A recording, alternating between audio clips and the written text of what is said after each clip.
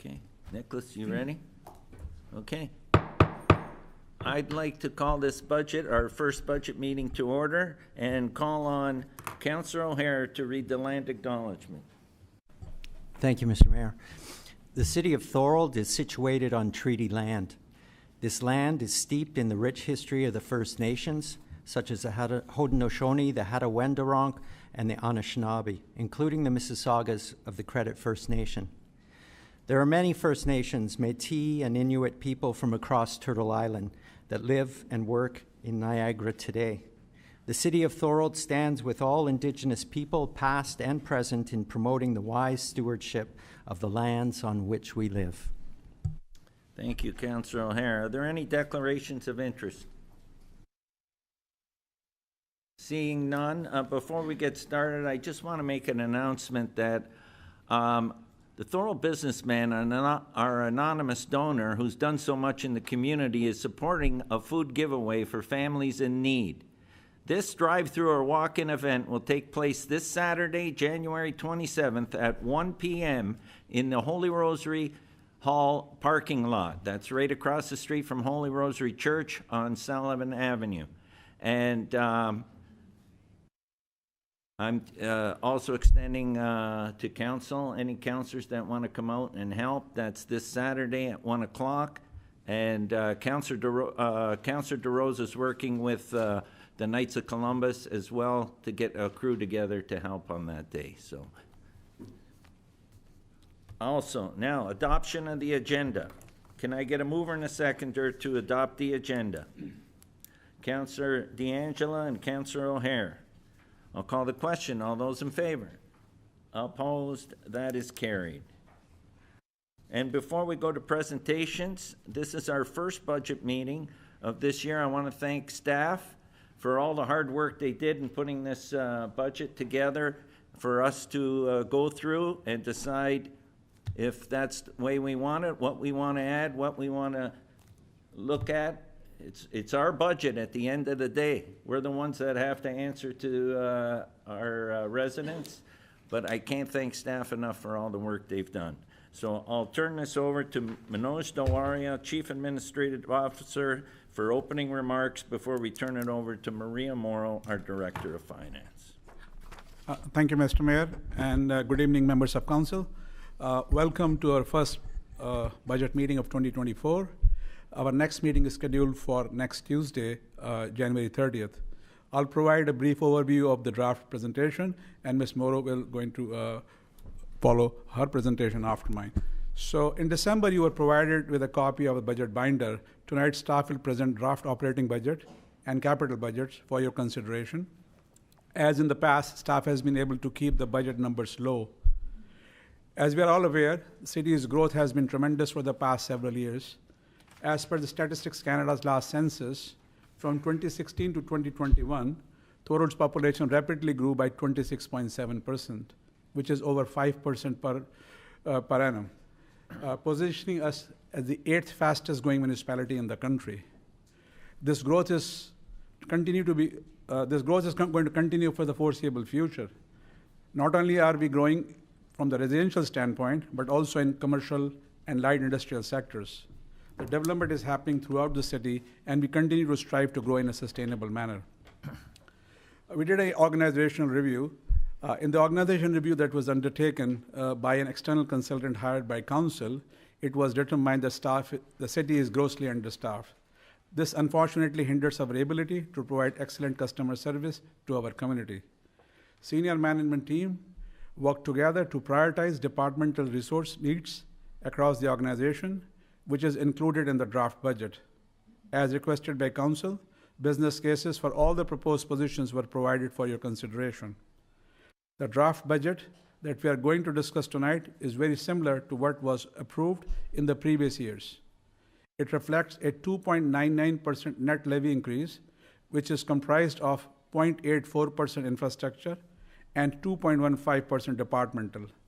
In comparison to last year, council passed a budget increase of 3.56%, not including transit transfer of 3.75, considering that a net reduction of 0.19% on city's portion of tax bill. The city portion of tax bill or the budget only represent about 40% of the tax bill for the average residential home. Other portions such as the urban service area levy, the hospital levy, the regional levies, and the educational levy constitute the other 60% of the tax bill. So as per tonight's agenda, after my comments, our Director of Finance, Ms. Morrow, will present the budget overview. Please know that each of our department heads are here with us tonight and will be able to provide answers to any question you may have. Following the presentation, we will go to the departmental operating budget. After that, there should be any item on the deferred list that you wish to bring forward, please do so at that time. After the operating budget, we'll go to the capital budget for council deliberation. I would like to take this opportunity to thank all staff involved with the preparation of this budget. As always, a special thank to Ms. Morrow and for all the work she and her team has done in assembling the overall budget package that is in front of you. At this time, I'll pass it on to Ms. Morrow to get started on her presentation. Thank you, Mr. Mayor. Thank you. And Maria, our Director of Finance, will now take over for the presentation.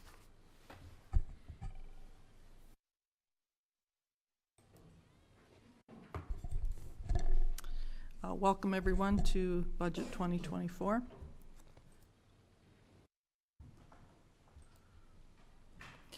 The city issues tax bills which encompass not only the city, but the regional and education taxes as well.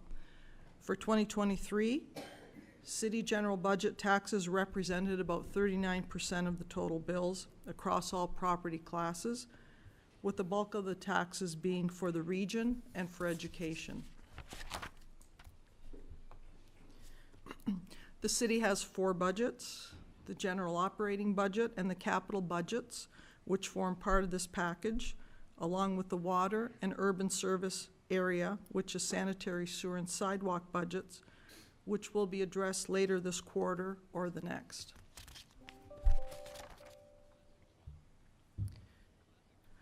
With new construction, new infrastructure is required. The new construction brings in more people, be it residents, tourists, or employees. This increase in infrastructure and people will increase the demands for service, which will increase, in turn, our operating expenditures.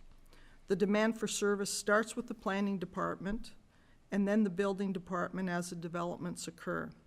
This then filters down to and requires increases to all departments to service the established developments. For example, snow plowing, grass cutting, water and sewer, roads, street light, hydro, maintenance, bylaw, fire services, capital renewal provisions, and maintenance, and billing and administrative functions.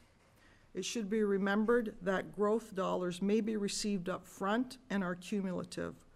Once critical mass is achieved, then additional costs for staffing and equipment must be incurred to maintain services. Our growth over the past number of years has been significant, with a 27% increase in population from 2016 to 2021 and a 24% growth in weighted assessment from 2019 to 2023. In response, Council directed an organizational review to develop a staffing optimization plan. This was completed in 2023 by the external group Deloitte.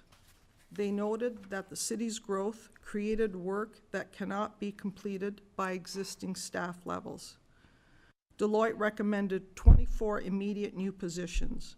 To mitigate the budget increase, staff have included 21 new positions with varying start dates during the year. The positions deferred are the fleet supervisor, internal legal counsel, and a cemetery supervisor.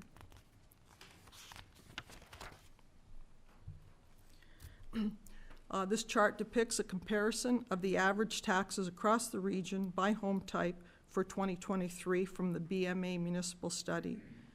You will note that Thorold is below the regional average for all of these home types.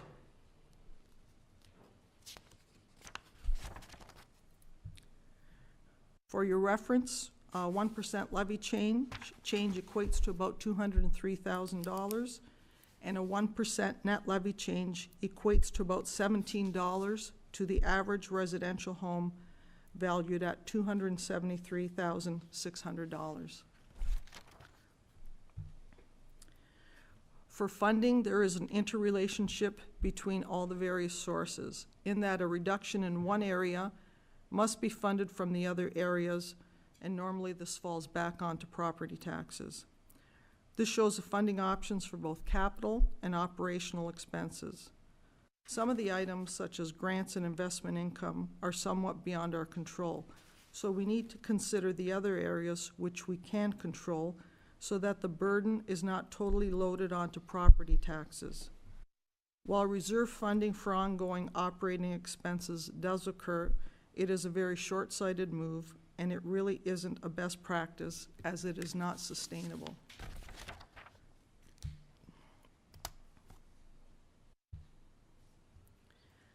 The net levy budget as presented amounts to approximately $22.2 million, with transportation, including winter control, along with fire expenses, amounting to 46% of the total expenditure levy.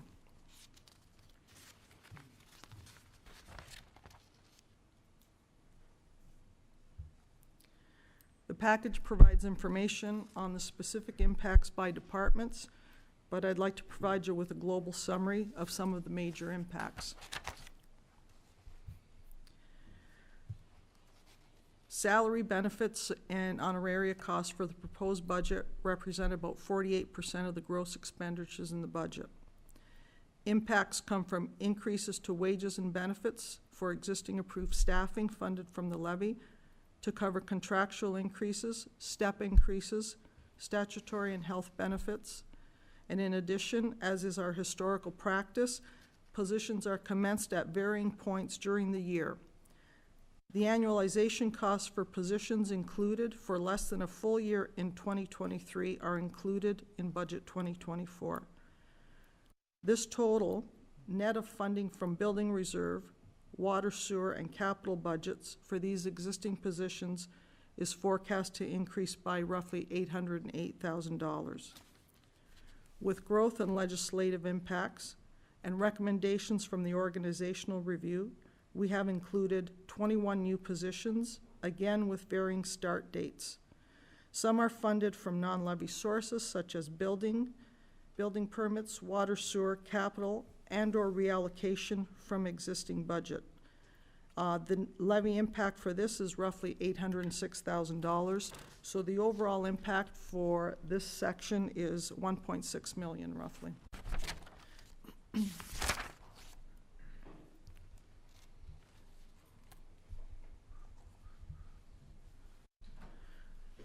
The next impact I'd like to highlight is asset renewal. This chart demonstrates how we are progressing in the ability to sustain our assets for non-water and sewer assets. Please note that these are annual estimated totals. The green bar is the current budget provision.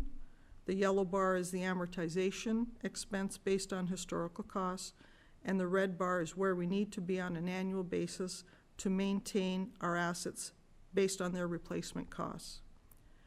Our asset management plans for both core and non-core infrastructure are now complete. We need an additional $6.3 million per year to fully fund our assets. You can see that we are not funding sufficiently in any category, not just from a best practice, and this is an area that we need to address, not just from a best practice goal, but from a provincially mandated obligation. Asset renewal funding ensures that we are able to proceed to repair and replace our assets in a timely fashion without significantly impacting the levy in any given year. To address the shortfall, a 15-year phase-in plan has been adopted with about 12 years remaining. We have included the full phase-in for 2024, including inflationary impacts. Again, we should anticipate increased requirement in future years resulting from impacts from inflation and the assumption of assets in new subdivisions, which will increase the shortfall and the funding requirements. Our net impact for this year is $662,000. In 2023, we had capital funding in our base budget for the purchase of vehicles and equipment. 2024 saw a reduction in vehicle and equipment purchases and a higher reliance on reserve funding. This is a mitigation item, as normally what we would have done is retain the base budget level and transfer it to reserves. So what we did was we reduced the levy by $120,000.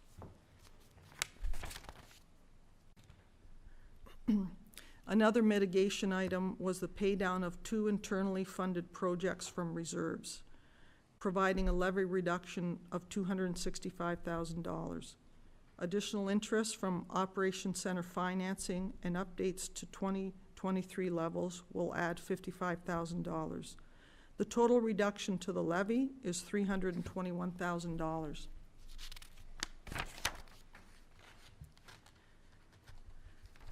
The net operating expenses for the Canada Games Park are forecast to increase by roughly $38,000. All other expenses have been maintained at 2023 levels.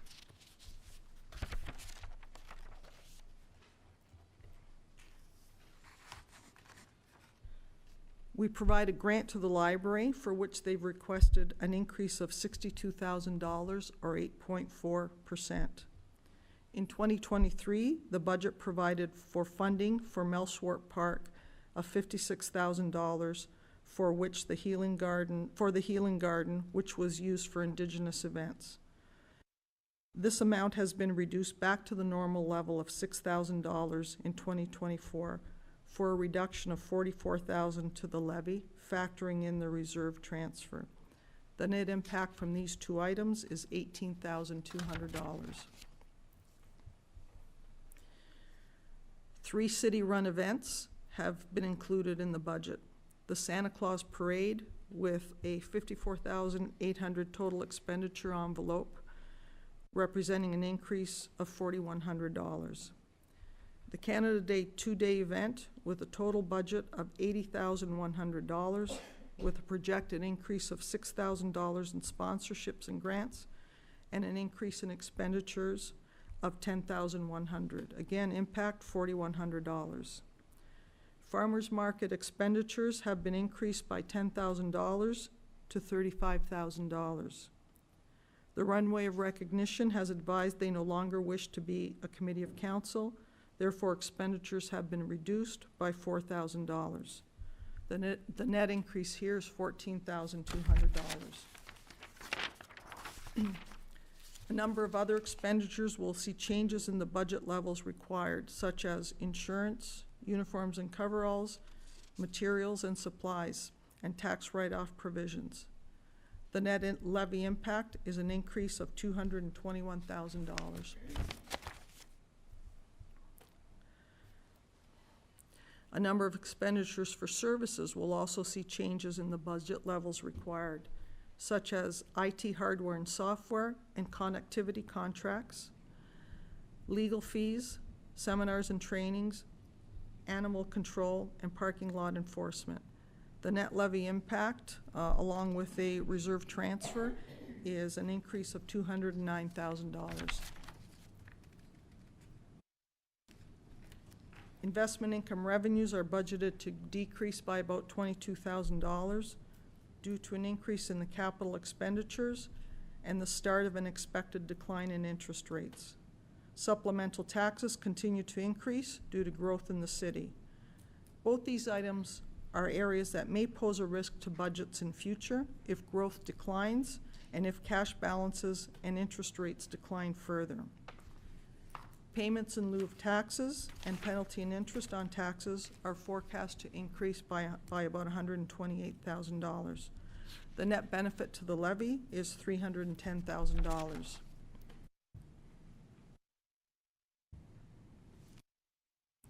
Fee and fine-related revenues, particularly in the Development Services Department, are forecast to increase by about $181,000. Increases to revenues positively impact the levy.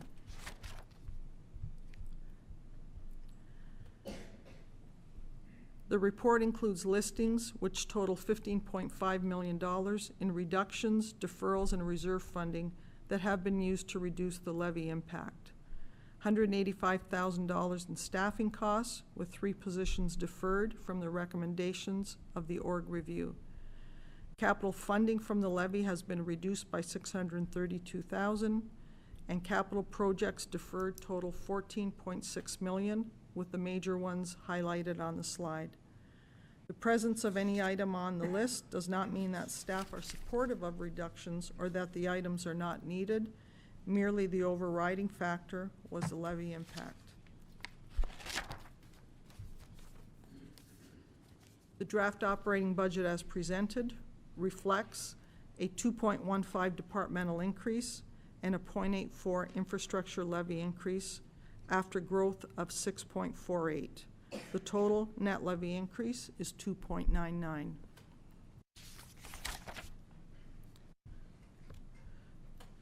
For the residential class, the average home will see an increase of $52 on the city, from the city's general budget. This represents a 1.15% increase to the overall tax bill.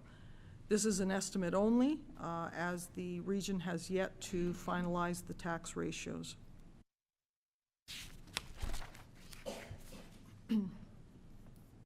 To estimate the impact from all levels, the residential home will see, again, an anticipated increase from the city's general budget, $52.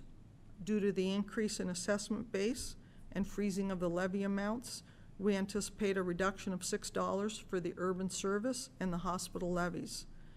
This represents a combined 1.05 increase to the average residential overall bill, again based on existing tax ratios. We have yet to see final tax rates on the regional general budget, regional transit, and waste management budget, along with the tax rate policy, which is under their control.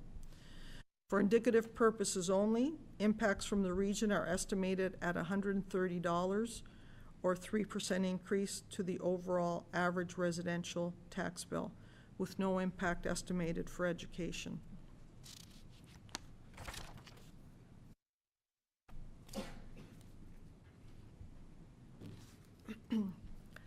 Total capital budget is for new capital works of $25.7 million, with 60% related to core infrastructure. There are carry-forward projects valued at roughly $28 million for a total project slate of $54 million. Major new projects for 2024, Broderick Avenue from Westmount to Collier, St. David's Road from Ormond to Foley, the Lakeview Cemetery Admin Building, the new mausoleum. The major carry-forward projects are Fire Station 1, the Operations Center, St. David's, and Broderick.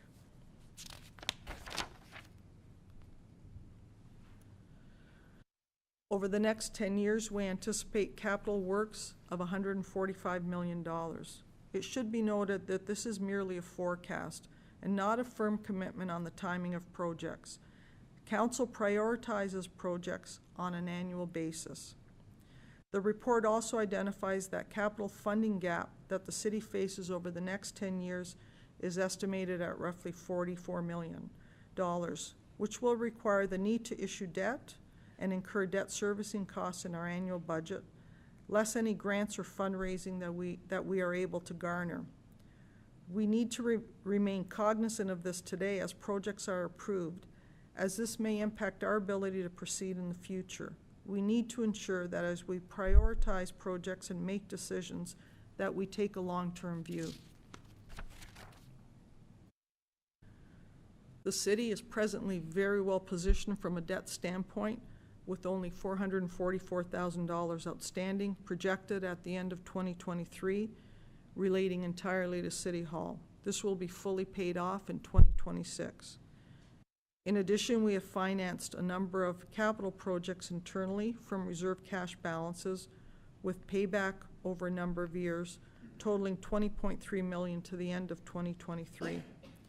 As mentioned previously, to mitigate the levy increase, 2 internally financed projects are recommended to be paid off from reserves in 2024.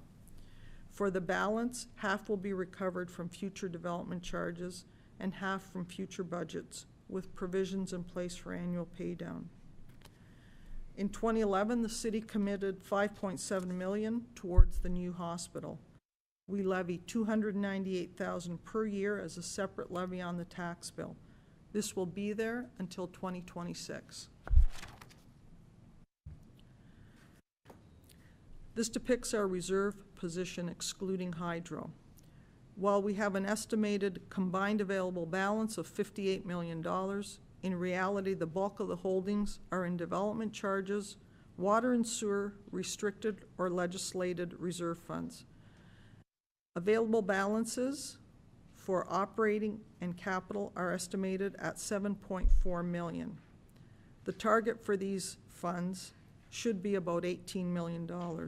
So we are underfunded in our reserve levels, and staff would caution against depleting reserves even further.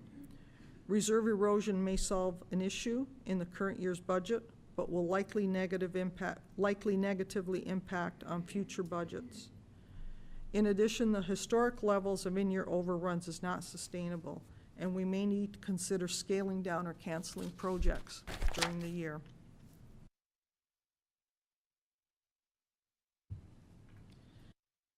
For the hydro reserve, the projected interest is about $600,000, with the utilization proposed for 2024 directed to debt servicing City Hall, capital asset transportation renewal, and capital asset general renewal. Support to capital funding from the hydro interest is 2.5%, and since 2001, the hydro interest has provided capital levy support of over $13 million.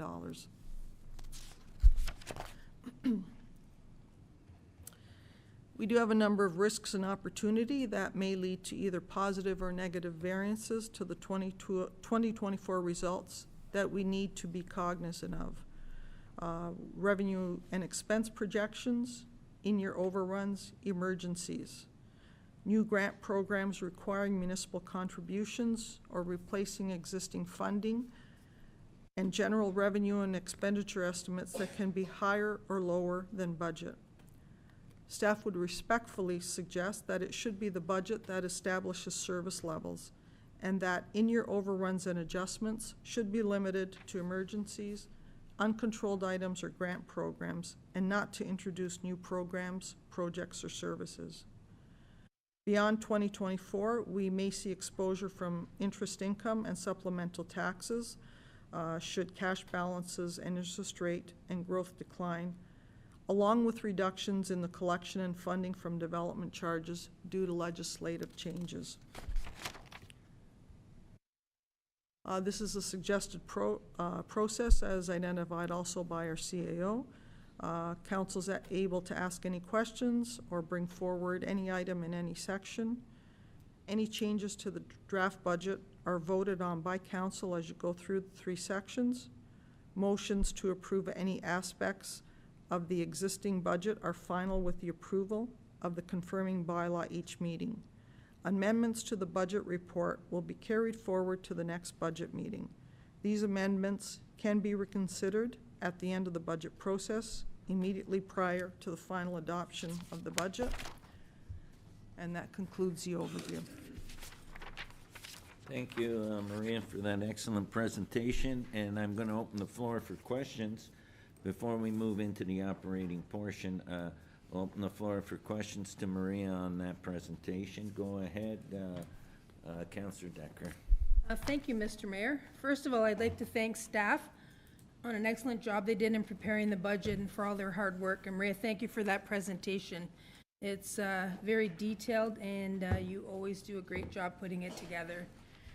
Also, I think it's great that our budget presented tonight, that we were able to keep it at 2.99%. That's great to see and hear as well.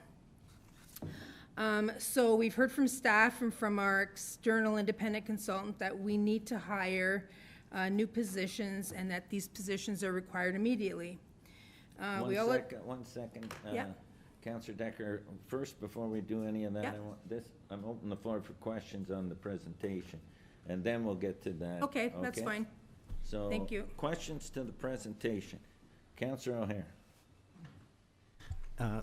Thank you, Mr. Mayor. Thank you very much, Ms. Morrow. Great job with your team and everyone, all the directors. Fantastic budget for 2024. You've done a wonderful job. My question is just for clarification. So when you put up the council committees city events, I don't know if, Justin, you can put that up, or there was the farmers market listed there, and I just want to get some clarity on this. It says after the farmers market, 35,000 total expenditures, and that's in brackets, and then a $10,000 increase. When I went through the budget, I could only find a line that included $10,000 for the farmers market. So am I missing something? Do I have to? Through you, Mr. Mayor, as you go through the budget, what you'll see is the change. So the change is $10,000. But what the chart provides you is a total. So we were at 25 last year, and we've increased it to 35 this year. Okay. So does that show up anywhere in the actual budget? Because I only see under the farmers market line the $10,000 increase that we came to council for to expand the market about 2/3 of the way through. No, it won't show up. Okay. It's lumped into your council committee Okay. section. Great. Okay, All so right. all you see is the increase. Great. Thank you so much. Okay. You need me to bring it up, or? No. Okay. I had Councillor D'Angelo, and then I go over to Councillor Sines. Go ahead, Councillor D'Angelo. Oh, thank you, Mr. Mayor. And again, I applaud staff, Maria, and your group that did a great job. This is always a fun time. Excuse me, gentlemen. This is always a fun time because this is a budget coming forward. We get to make decisions here and improve our community as we go along the way. So definitely appreciate that. I do have some questions on the presentation. They sort of also flow into the budget book, but let's just start here. It's on page, bigger glasses here, holy cow. It's slide 20. If you could pop up slide 20. It's regarding animal control. It went up $30,000. Can I have a bit of an explanation of the increase? And is there any way we can mitigate that? Through you, Mr. Mayor, I can look at that one. This is an estimate of the increase that we're likely going to see because we're at the end of a contract with Animal Services. We're looking at a few different options for this, going out for a new RFP for services, but there's some changes to Humane Societies, how they've been operating, and the contract we're working on is now over 2 years old. So prices have definitely increased. So this is our estimate of where we might see that. The way we're trying to mitigate that much of an increase is we're looking at options of combining our services with other area municipalities for a single contract versus working as each 12th municipality, each looking for a singular contract. So it's an estimate of what the increase could look like, but we don't know for sure until we issue our RFP. Thank you, because I know there's 2 humane societies that are working in Niagara, so there's an option there of trying to use one against the other to get a better price. And then again, I like the idea of working together with the other municipalities as opposed to amalgamation. This is a good example where we can work together and come up with a better price. It's a service we need, but like anything, we have to make sure it's reasonable and the increase doesn't go exponentially up. Thank you for the answer. That answers that one. On the same page, parking lot enforcement, $25,000. Could I just get a little bit of clarity on that? Is that contracted enforcement beyond what our current bylaw enforcement officers do? I get just a little clarity on that. Just, Jason, can you answer? Sure, thank you, Mr. Mayor, can through you.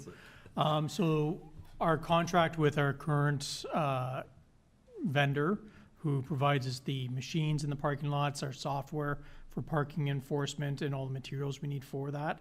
That contract has expired. Their fees have significantly increased, and this $25,000 is to reflect what we actually ended up incurring over the last year's budget. So you will also see in the budget that there is a proposal to put out a new RFP, but we'll need funding for a new software as well at that time. Okay, no, that gives me a little bit more clarity, and I just want to throw the point out. are we generating enough money through that parking lot enforcement to cover the costs? Or should we just make it free parking and then reduce the 25,000 and any additional costs? Don't need an answer right now, but this is something when you're working through the RFP, maybe an analysis of how much it's really costing us. Is it really worth doing it? And should council maybe flip back to just allowing free parking? Through you, Mr. Mayor, thank you for that. I don't have numbers in front of me, but what I can say is this is something that's being reviewed as a part of the parking review study that council approved and has, we're in the preliminary stages of starting right now. Okay, thanks for the answer. That gives me some clarity and a little bit of work that can be done on that. Next item is item number, it's on page 23 of the presentation.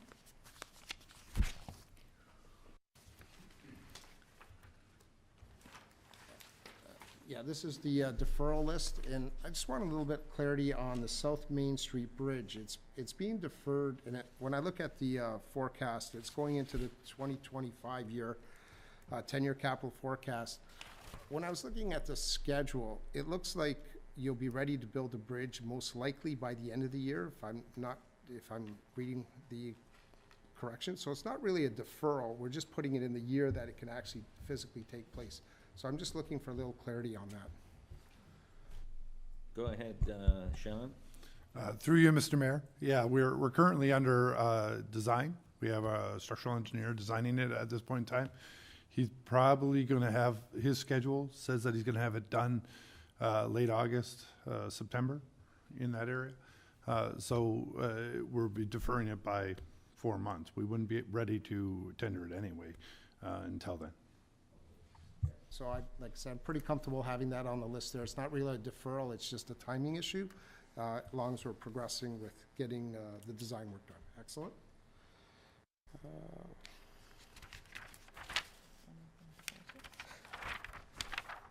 And just one last item, it's more of a comment than a question, just on slide, looks like 31, it's the hydro interest reserve. Yep. Yeah, my comment on that is, or even question is, usually we criticize past councils for some poor decisions that they make. This one was actually a really good decision from council that they made back in 2021, where they actually put the money aside, put it in a reserve, and it supported our community for a long time. So I want to applaud everyone that was involved back then and the staff for maintaining that throughout the different councils. One question I do have on this, I know as times change, and there is a clause that you can't spend the principal, is there been any work done or investigation done in how we can really make sure we secure this so that we maximize our interest? Maybe looking at different options. I know at one point in time when I was on council, we looked at the Niagara Community Foundation for an opportunity to work with them to invest it and have some funds come through. Is that something that's been looked at, or is that something we could look at in the future? Through Mr. Mayor, we really haven't looked at it since the original consideration, but if that's something council wants, we can, have them come in or we can get some information on how that would work. Thank you. Yeah, so Mr. Mayor, if I could direct staff at some point in time to do a little bit of work on that, back to council, then council could direct, without any major expenditures, but just to have some background information on that. I think it's critical as we move forward into the future with some uncertainty, just to make sure we secure funds for the community of Thorold. We see how great it's been over the past years, and we need to keep that going in the future. Thank you. Okay, thank you. Point been noted. Councillor Sentence, and then I'll go to Councillor DeRose after that. Yeah, thank you, Mr. Mayor. Through you, great presentation. Thanks for doing all the heavy lifting and making our job easy. Just a couple questions. The runway recognition, I know they're not with the city anymore. When they come for, do they go through the community grants now if they want money to run, or are they just a separate entity now? Through Mr. Mayor, yes, it would have to go through community grants. Okay, thank you. And just, we always talk about reserves. What do you think, through you, Mr. Mayor, to Maria, what do you think we need to do, even if it's little bits, and I know there's regional governance talk and amalgamation talk that could wipe this out, but, and I'm hoping it doesn't, but what could we do as a city, because we talk about it every year, to put even a little bit in every year to help our reserves? Our reserves, sorry. Sure, through you, Mr. Mayor. I think this was a particularly challenging year, and in order to get to 2.99, we've had to tap into the reserves more than we normally would, just to support the levy. Ideally, when you have something in the base budget that's capital funding, you don't remove it. We did this year. You look at what our targets are for the reserves, and we're underfunded. We should be about $18 million in our usable capital and operating reserve, excluding hydro. We're about 8. So, we have issues with capital funding. So if you want to adequately provide, you can do one of two things. You can or both. You can either increase your contribution to your reserves, and then use the reserve transfers to fund your capital, or what you do is you actually increase your annual capital funding. So instead of a 12-year phase-in, maybe you do it in 10, maybe you do it in 5, so that we don't reach the point where we've got significant capital projects to do, and the only way you're going to do them is to either do internal financing, which again, you have to do internal financing, you have to have the reserves and the cash balances in place.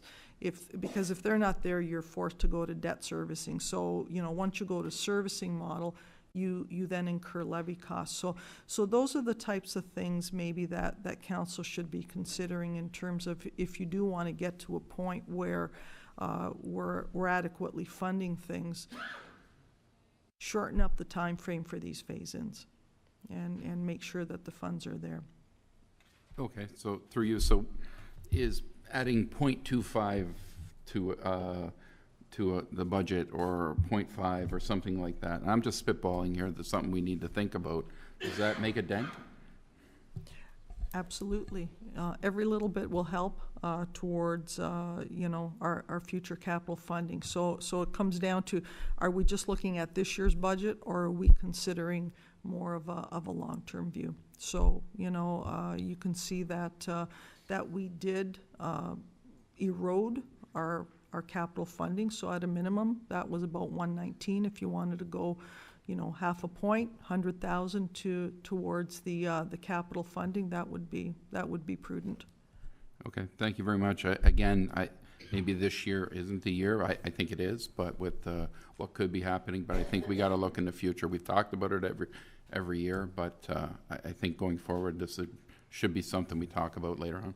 Thank you. Yeah, I've got Councillor DeRose up next. Yeah, hi, through you, Mr. Mayor. Once again, Maria, kudos to you and your department. I think you did an outstanding job.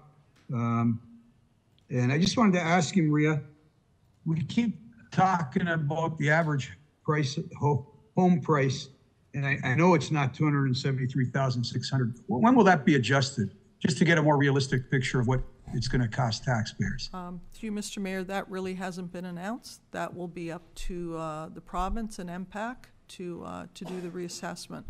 But in terms of a more realistic, that's what people are being taxed on. So regardless of what the actual valuation of the home is, at this point, the tax bills that go out will be based on that average. When MPAC does come along and do a reassessment at that point, then, in a perfect world, your assessment goes up, your tax rates should go down, and without any, budget increase, that would be neutral as long as your property goes up by the average amount. Thank you. And yeah, I'm really happy I'm not happy at 2.99. I would take lower, but that's great because inflation for December was 3.4. And I think anytime you can come in at or under inflation is great. I'm just curious, there are some departments that came in over inflation. For example, a library, 8.7%. What are your instructions to these departments in regard to leveling off what they can ask for, or trying to find savings in their budget? Through you, Mr. Mayor, we really, you know, other than having that global 2.99 target, we really didn't impose individual targets on departments because of the, you know, the different impacts of growth on the various departments. So that really wasn't something that was done this year. Okay, thank you. And the last question. How concerned are you about, once all these positions become the whole year next year, you're saying it's going to add about $800,000 in costs. Is that a concern for you at this point?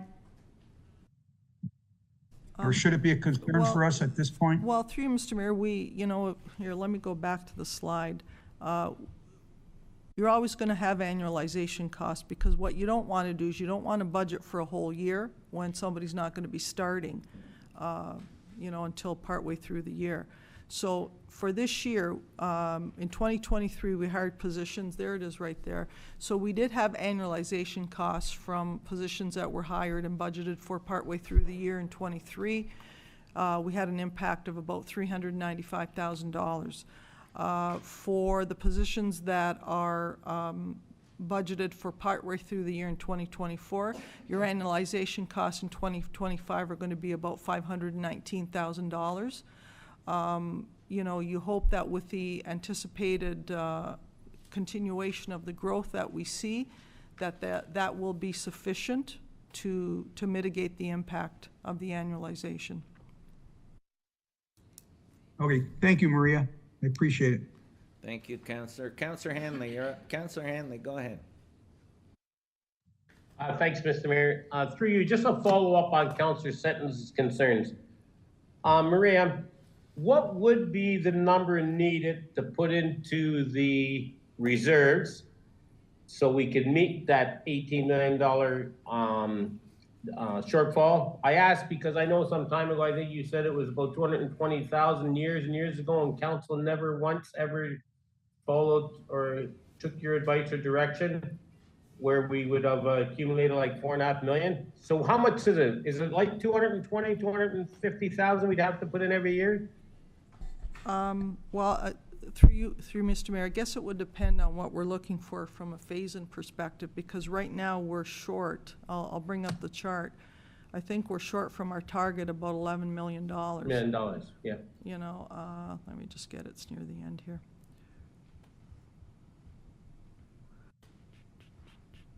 Oh, here it is there, sorry. So we're at about 7.4 million. Ideally, we should be at about 18 million, so you're about 11 million short. So, you know, I guess it comes down to, is it a 20-year phase-in? You know, you're about 500,000. Is it, you know, it all depends on what sort of a time frame are we looking at. But, you know, certainly to Councillor Senton's earlier point, like, it would be prudent to put something aside, you know, to increase the reserve levels, because eventually that will be a loggerhead for us at some point in the future. Oh, okay, thank you, I appreciate that. I actually agree with Councillor Senton and that stuff. I do believe, because I can tell you now, it's probably been 10 years or more that this council and previous councils have never, ever even considered. When we were told at one time, I remember, we only need to put 220,000 in to meet our shortfall then, and as Maria said, now if you do it over a 20-year period, it'd be like 500,000. So unless we do something as a council, and I'd be willing to do it this year, it might take a little hit, but if not, the future down the road is only going to get worse for us in regards to how much shortfall we're going to do. We got to do it sooner or later. It's always every year, maybe not this year, maybe next. Thank you, Councillor Hanley. And any other questions I have are when we get to the operating budget and the impact. Thank you. I can tell you that AMO and all the municipalities have been lobbying, because there isn't a municipality in Ontario that doesn't have an infrastructure shortfall. And we've all been lobbying hard that we need help from upper levels of government, because our only way that we can mitigate that is on property taxes. And so that's something I can tell you that is front and center for every municipality, because every municipality has the same problem, and some are worse than others. So it is front and center as far as dealing. And in fact, that was one of the big talks that come out of, if you read in the paper. And that's one of the reasons why they're reviewing everything, even as far as the DCs go. We're hoping to get clarification on that because we still haven't gotten all the clarification. Anyways, is there any further questions? Thank you. Thank you, Councilor. Go ahead, Councilor DeAngelo. Thank you, Mr. Mayor. Just sort of following on that same point with the capital infrastructure renewal. Just, you may have answered this question, but I'm just going to pose it again. Back on slide 11, where you talked about the wages, honorariums, and benefit impact, what is the 2024 impact? Do you know what that would be once you annualize the positions? Would that be the 800,000? The new positions, excluding the non-levy funding, 806,000. Okay, so that's, so we're looking at a 4% increase next year with What, 2025? Through Mr. Mayor, no, that's the impact for '24. Yeah. For 2025, the annualization impact is 519,000. So you're about 2 points. 2 points, okay, well, 2.5%. Okay. Yeah. The reason I bring that up is because we're trying to address our staffing issue this year, where we've hired a lot of staffing. And I think next year, we won't have as much staffing to increase. It'll only be 500,000, roughly. That might be an opportunity where we can do some capital funding to offset that deficit that we're running, as opposed to trying to do it this year. I know it's deferring it, but I think you have to put, sometimes you have to put priorities in order. And then I had another question, just fee-related revenues. I want to ask this question because I know a lot of people that have been getting tickets. Regarding the Provincial Offences Act, they have those new red light cameras that are picking up a lot of speeders and additional revenue. Is that something that will impact our municipality in terms of greater funds coming to the city? I don't know what staff member can answer that, or at least give me a direction of. That provincial offenses? Has nothing to do with it. Is it provincial offenses though, or no? Yeah, I think the region would see it all. And again, if you don't. We'll get clarity Yeah, on that. My understanding, though, Councillor D'Angela, is after all costs and the regional portion, the rest will be divvied amongst the municipalities. Yeah, if you don't have the answer now, that's not fine. But I couldn't tell you what the percentage is, Rick. Well, it's based on the overall assessment. We're roughly around 4%. But I But don't know there if is, I don't know if it's going up because of the additional red light cameras that they're installing everywhere.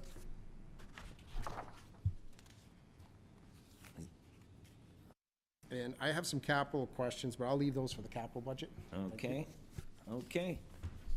So that's the end of the question. Oh, did you have a question? Go ahead, Councillor O'Hare. Thank you, Mr. Mayor. This is more a comment. It seems everyone is concerned about the capital asset shortfall. I'm wondering if we should make a note and ask our Director of Finance to prepare a report for us, or a presentation to council, so that we can look at options on how we can deal with this in the future. It's something we can't keep turning our backs on, and like Councillor Sentence and D'Angelo and Hanley have pointed out, this is concerning, and we really should start to direct our attention to helping to resolve this. And that's not for this budget. You're talking about Correct. in the future. Yeah, correct. So that gives them time that exactly to work on that. Yeah, exactly. Okay, Thank you. that's duly noted. Thank you. Go ahead, Councillor D'Angelo. Yeah, thanks. Sorry, I had one more question. It's regarding the runway of recognition. I know they're not looking at getting any funding from us, but if they do, they're looking through community grants. Is that, if they do come through community grants, is there money to fund there, or is there no funds at all for that additional item? The thing I don't want to see. I don't know. The That's thing a I good don't want to question. see is that they said no, but they'll come back 2 months later and say, we need this, but we don't have anything to allocate them. So then we look like the bad guys for not doing it. If we're going to do it, let's do it now and be prepared, as opposed to 2 months from now when we start adding stuff. As our director said, only emergencies and items that are of importance, not new programs. So I'd rather get clarity on that right now, Mr. Mayor. So is there money in the community grants if they come and ask for money? Is that what your question is? Yeah, basically, if they come ask for money, are we able to give them some? And if not, then I think we should reevaluate that. Through Mr. Mayor, there is about $31,000 in community grants, like, you know, excluding things like Pathstone and hospice. So there would be $31,000 that might be available if they do come in, because I know we didn't utilize a full amount last year. Okay, but it's a good point moving forward for next year that they know if they need it, they can apply in the application period, okay? Okay, so that's, so now we're gonna move on, and what was the recommendation? We start operating budget, am I correct? Okay, so I open the floor on the operating budget, and I got Councillor Decker up first. Through you, Mr. Mayor, hopefully this is the right time for me to bring this forward. I know that our CFO's answered quite a lot of the questions with the 21 positions in her presentation, and I'll keep my statement brief here. So staff put together business cases for all these positions. You know, we've had meetings, we've had presentations from our independent consultant. So through you, Mr. Mayor, I'd like to bring a motion forward to approve all the positions in the budget. So here's my motion, that all 21 new positions proposed as detailed in the appendices to report DF2-2024 be approved. And do you have a seconder for that? I got Councillor Sentence, okay? So that's what's on the floor. So now we'll deal with that first. So questions relating to that motion. So the motion is that we approve all the positions that are in the budget. So now the floor is open to have questions on that particular motion. Go ahead, Councillor DeAngelo. Thank you, Mr. Mayor. I know one of the positions that we're looking at is the Special Events Coordinator. Is that going to be a contract position? And I don't mean a contract per se that someone comes in for a year, but an employee contract position. Just because, or are we going to have that as a full-time position going on for the next eternity of time?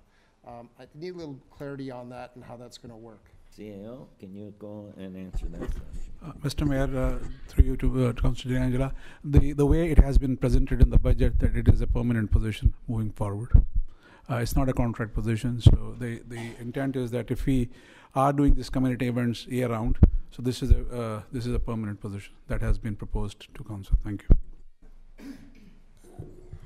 Okay, I'm not in support of that. I'd rather see a contract position, escalating the amount. The only problem is if you end up with someone that's not very good or qualified, then you're stuck with an employee, and then that you're stuck without getting that done. So it limits how you can deal with it, because to me, that's a results-driven position that they need to be reporting to council on a regular basis. So I'm supportive of the position, just not how it's structured. So I don't know if that's part of this motion, that we're just passing the position, but on the structure of it, so. Can you elaborate? So I agree with what you're saying, Councillor DeAngelo. However, what we have found in the past is that if you hire for a contract position, the number of candidates who apply for those positions become very limited. When it is a permanent position, I understand the concern that you are raising, that if that's not the right person, we have the mechanism, we have probation, we have checks and balances within the system. The supervisor they are going to report to, they are going to make sure that the progress is measured, and then they will come to council, as you have pointed out, periodically to provide their performance. At any given point, if we are not satisfied with them, we have other mitigation measures to make sure that the person is working. We are giving them all the resources for them to work, and in case if things are not working out, we have other corrective measures to take care of. Thank you. Okay, that was one question. I'll give that some more thought. The second question is part of this motion then to, again, I'm supportive of hiring, but I'm also supportive of trying to get some other things into the budget, and some of it is delaying some of these hires a couple extra months. So by supporting this motion, will I be supporting the costs associated with that position, or can they be altered in any fashion? Okay, so my understanding would be as presented, but I'll ask the person that made the motion if you'll take into consideration what Councillor DeAngelo said, or whether Is he talking about the special events coordinator? No, he's talking about possibility of some of the positions being delayed a couple of months. They are not all starting at the same time, so some of them are being delayed. And a lot of these positions would be positions that perhaps I think would be positions that we need throughout the summer into the fall. So the question is, you want them as they're. I do, I want them as is. Okay. Okay, well then the point I bring up is, here's a good one. Proposed HR coordinator starts February 1st. We're a week away. You gotta do some postings, you gotta do some postings, you gotta do the interviews. There's no way you're gonna have someone here by February 1st. So I'm saying, and that was one I'm looking at. That's a good one. I looked at that one myself. So there's other ones here. So if I want to add something to the budget that's been requested by an organization, I'm looking at deferring this one for 3 months, which would give me $24,000, which is equivalent to what I want to put into another program that we need to move forward with. So I'm not trying to change the overall. Let me finish. I'm not trying to change the overall budget. I'm trying to work within this budget, but alter a few things so that we're spreading the wealth a little bit more, and we're getting more done in our community, because some of these are unrealistic. Manoj? You're absolutely right, and when we looked at it, when we put the draft budget together, we were not sure about the timelines and when the budget discussions will happen. Yes, you're absolutely right, the position will not be able to be hired on 1st of February.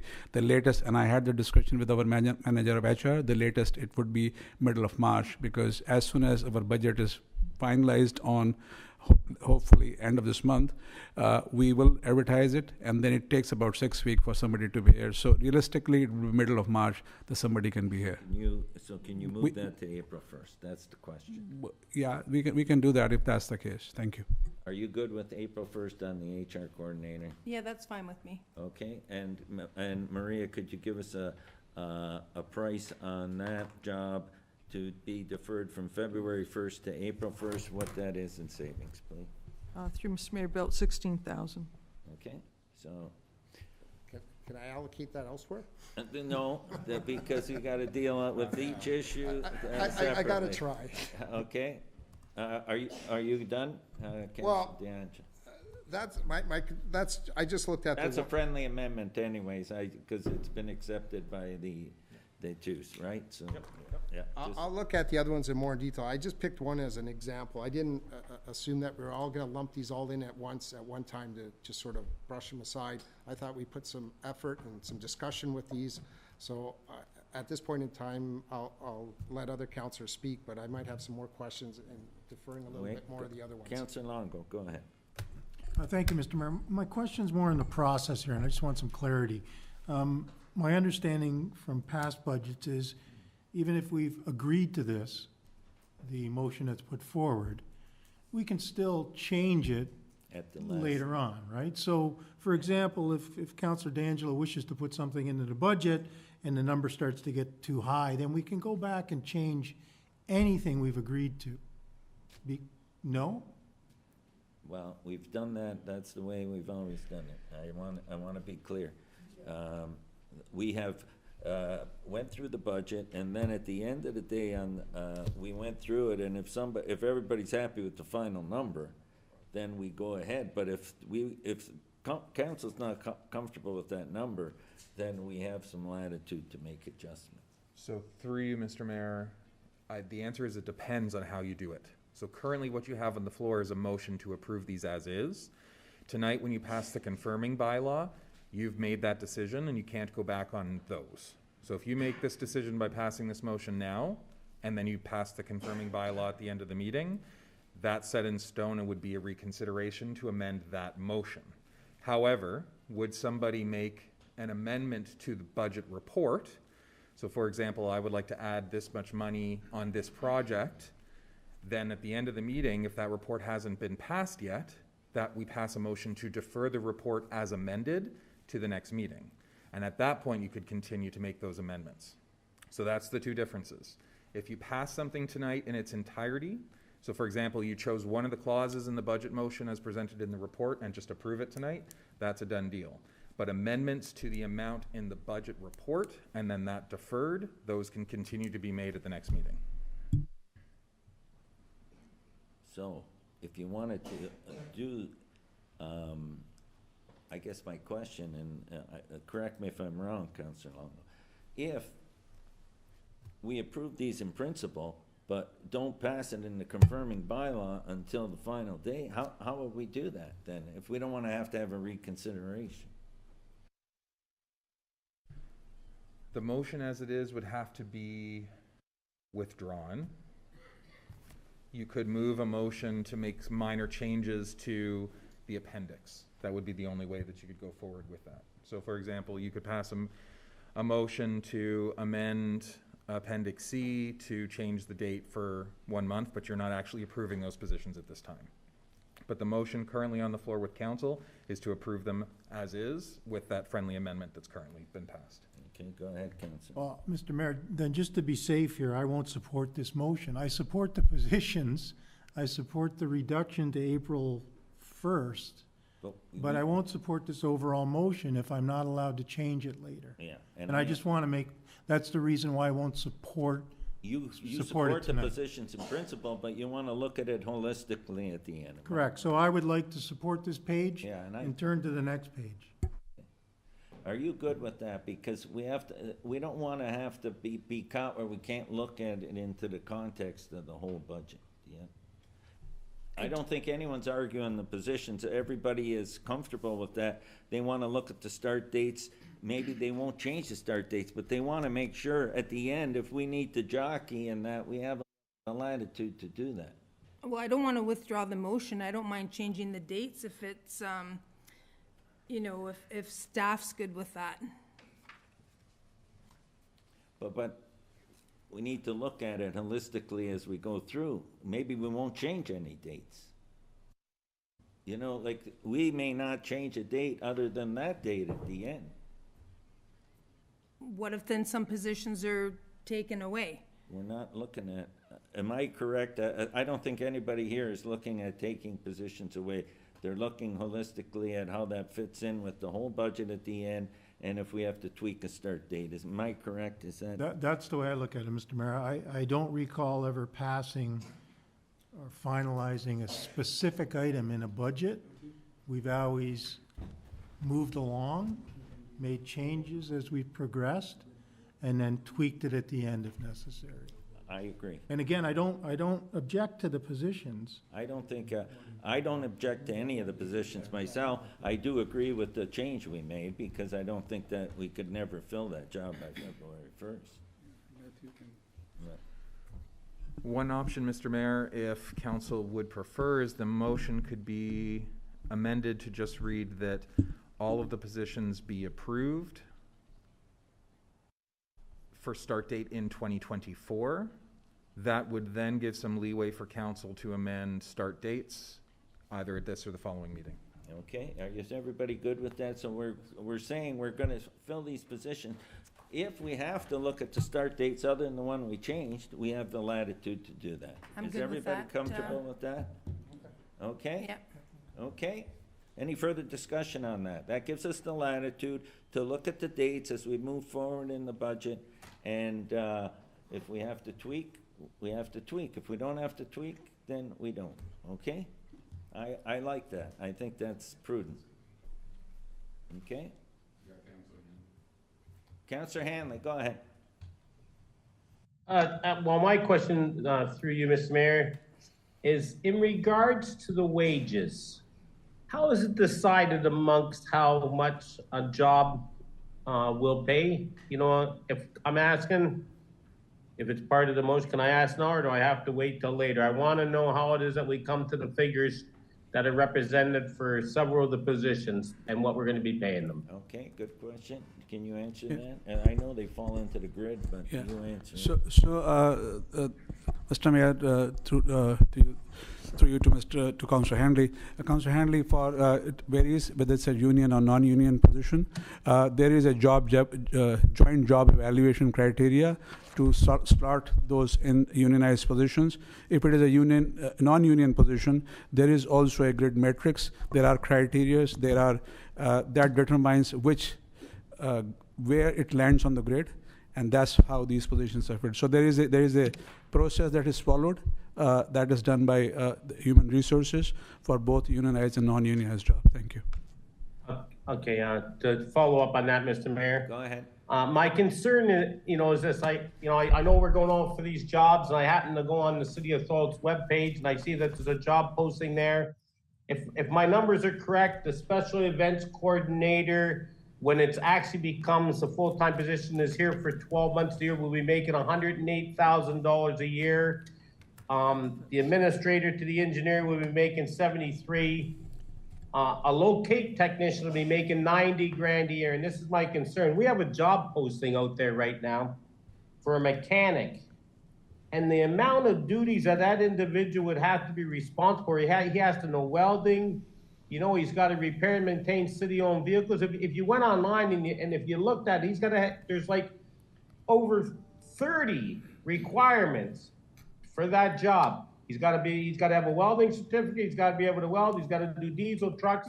My point is this here. That job only pays $68,800, but yet an events coordinator, which yes, it's a role that we do need, but I don't believe it's worthy of $108,000 a year. That's my personal opinion. When we have an individual, if you read that job description, he has to be able to drive a truck. He's got to be able to operate heavy equipment. He's got to be able to work at the cemetery. He's got to be able to know how to repair water and sewer lines. On top of that, he also has to be the mechanic for our diesel equipment, our biodiesel equipment, our heavy equipment. So to me, whatever matrix they're using isn't working for that position when you're paying. And then I know even our communications and personnel director, that job's going to be making $100,000 a year. Okay, And so how can we only pay mechanics $68,000? So how do we? I know it's a contractual position, but before we get into hiring these other individuals, like Councillor D'Angelo's wanting to do is save some money. Maybe we can do it there. Maybe we shouldn't be paying some of these positions as much as they are. Because when I look at the overall picture, qualifications and pay, it doesn't make sense to me to pay a special events coordinator $108,000 and the guy that's keeping all your fleet running in the city of Thorold only $70,000. Doesn't make sense. That's just the point I want to make. thank you. There is a difference there, though, and that is a unionized position with a negotiated wage. I'm not disagreeing with you. I think that that particular wage probably should be looked at, Councillor Hanley. But the other thing is the staff position includes benefits and pension, where the union position is just the hourly rate. Am I correct? No? Okay, so I'm No. Through you, Mr. You Mayor. know, What's shown Go in the ahead. budget includes wages and benefits. When you look at a job posting, when we're advertising for a job, it's just the wage. It's just the wage, and but whether it's staff or hourly. Whether it's staff or hourly, the budget reflects wages and benefits, the all-in cost. All inclusive. Yes. Even that hourly rate includes benefits, is that what you're saying? Because that's what Councillor Hanley. In the budget, Yeah. it's wages and benefits. But If in you're that, looking, in the posting, it's if just you're the wage. looking at the posting, it's just wages. It does Okay. not include benefits. Okay, thank you. Okay, thanks for making that clarification. Okay, On that note, though, still, I think some of the jobs are overpaid. thank you. Thank you. Anyone else? Councillor DeRose, I can't see him on my screen. Go ahead, Councillor DeRose. Through you, Mr. Mayor. Yeah, I agree with Councillor Handley, and I actually had a discussion with our CAO today about that. I got some calls about that. They're saying you're never going to be able to hire a mechanic at that. And I agree with Councillor Handley.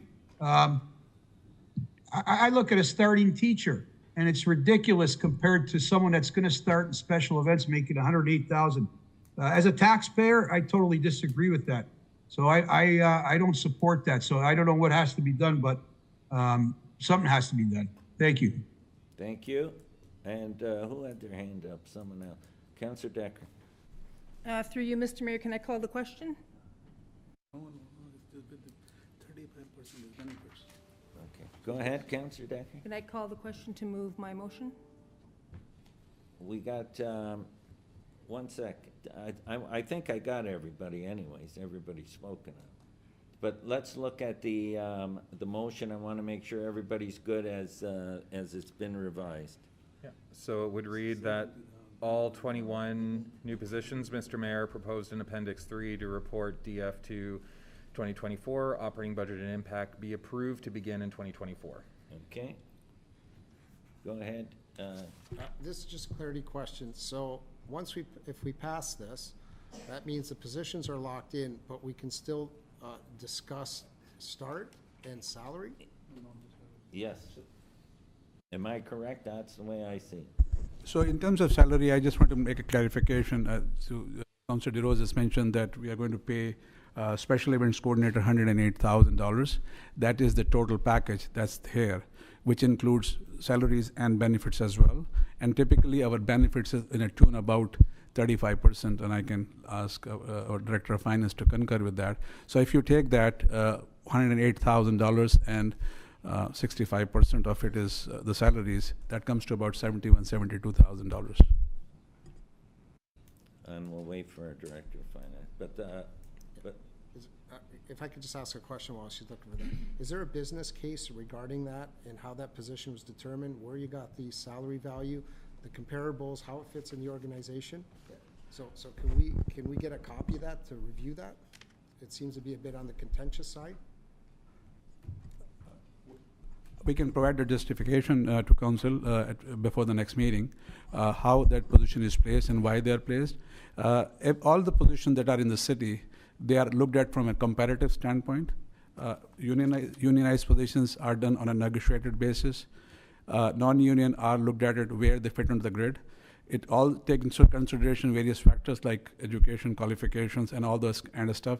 And then it is determined, like again, by the human resources, where they fit into the grid, comparative to others, so that you are basically comparing apples to oranges, I guess, from a standpoint that how it fits into the overall structure. So we can provide that clarification to you, how it has reached, what level it is in, and council can decide whether it is appropriate level or not. So that's you have that as the business case then? Was that? It's in a business case then? I don't think so. The business case that has, it talks about which level it is. It talks about the need for that position. But when the position and the salaries are determined here by staff, they are determined based on where it will fit into the overall organizational grid, and that's how they are fit in that grid. So if you could provide whatever information you have, that would be helpful. Thank you. Okay. Okay. So that is the motion on the floor. I had a mover and a seconder. All those in favor? Opposed? That is carried. Okay, we got 2 opposed.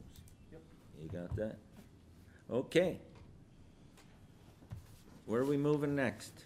Who wants to bring something up? Who wants to talk about something in the operating budget or add something or talk about what they want? The floor is open. Go ahead, Councillor DeAngelo. Oh, might as well. I'll be the first one to add stuff. This is, well. What? Wait, 1 sec. Excuse me? You might want to call for a moving seconder just to put the report on the floor, and then if they want to start amending the report. Okay, we got a mover. The clerk wants the whole report put on the floor, so can I get a mover and a second? Put that whole report on the floor. I got Councillor DeAngelo, Councillor Longo. All those in favor? Nope. You don't want to call the question, you now want questions to that, because that'll move the whole report if you call it. Okay, so now the report's on the floor. Now we can continue. Yes, now you're open for discussion and amendments. That's good. Councillor DeAngelo. Okay, thank you, Mr. Mayor. Last year, Chris Green, for the president of the Baseball Association, was here, and he presented, I believe he presented, or he gave a list of some of the upgrades that we need in the baseball diamonds. We did put some money aside last year for it, and some of the work was done. It wasn't all completed. So I want to make sure that we continually put some more funds in so that we meet some of these requirements. such as a new mound. There is a water line that has to be run out in Port Robinson. There's a whole list here, and I know he sent this to Dave Baldoni, so he's fully aware of that. And I had a bit of a discussion with him.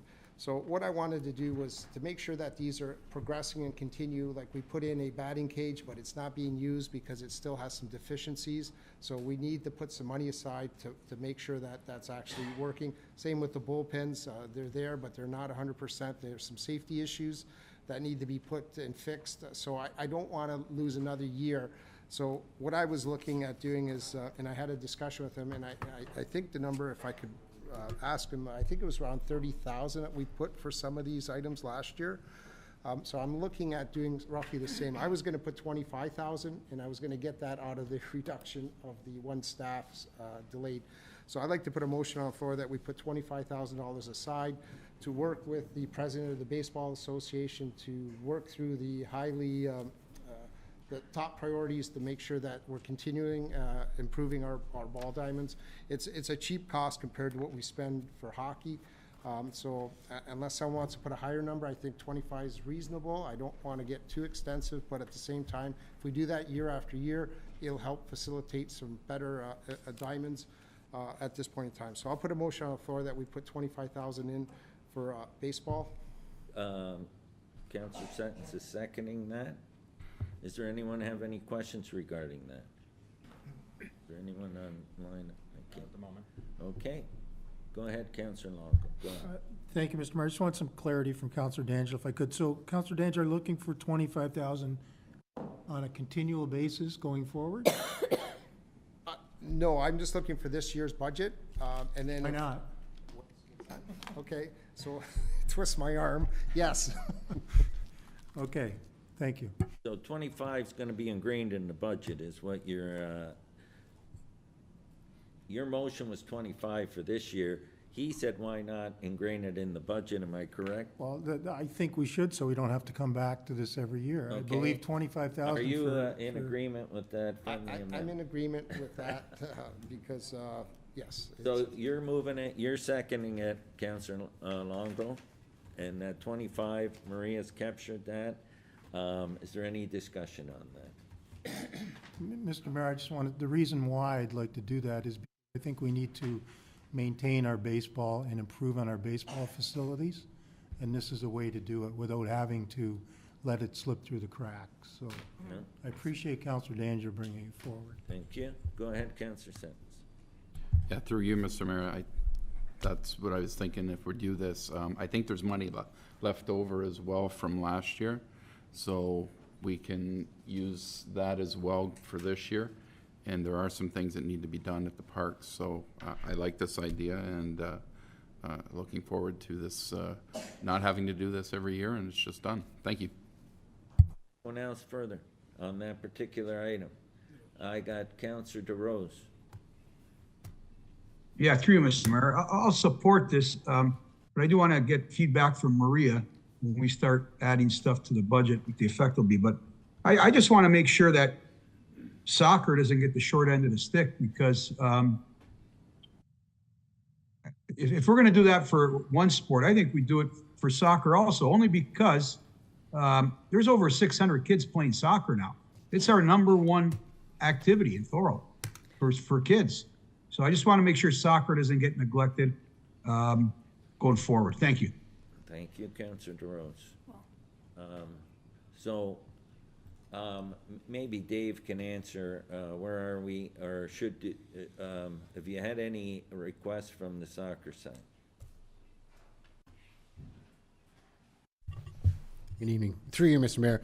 Nothing has come through from the soccer club at all. We did some major upgrades there around 2020, 2021 in the clubhouse. Irrigation is there, lighting is there. Gene did ask for a flagpole. That was about the extent of his asks. Go ahead, Councillor Longo. Thank you, Mr. Mayor. It's my understanding that the president, Gene Citrigno of Thorold Minor Soccer, has made a request to be a delegate at our budget meetings, but because of the timing, The way we do things tonight was for staff to present and so on. My understanding, he's coming to the next budget Well, meeting. that's fine, we can deal with that then. Counselor DeRose, you're good with that? We can deal with that at the next meeting?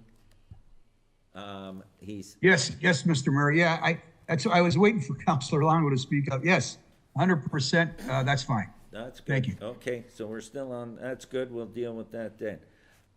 We got the 25 on, we got a mover and a seconder. All those, I want to put baseball to bed here, so I have another question to our Director of Finance. It's sort of tied into this motion. I know they're looking at, they don't have enough fields for their baseball program, so they're short time. The only way they can increase time is by putting lights in there. And my question to the Director of Finance is, because we're the 8th largest or 8th fastest growing city, and we have baseball that's growing exponentially, is there any opportunity to use development charges for some of the larger capital items of improving baseball? What I'm asking for is more of the maintenance, minor stuff, but I'll give you an example, and I'm just throwing it out there because there's consultation that has to take place. Like, you might look at putting lights at Port Robinson baseball diamonds so you can extend the use of it, but there's got to be some community discussion beyond that. But if you're going to do something like that, it's going to be pretty expensive. If it's that expensive, and it's probably going to be over 100 grand, can you use development charges to make that happen? Because it's being driven by growth, and that's my question.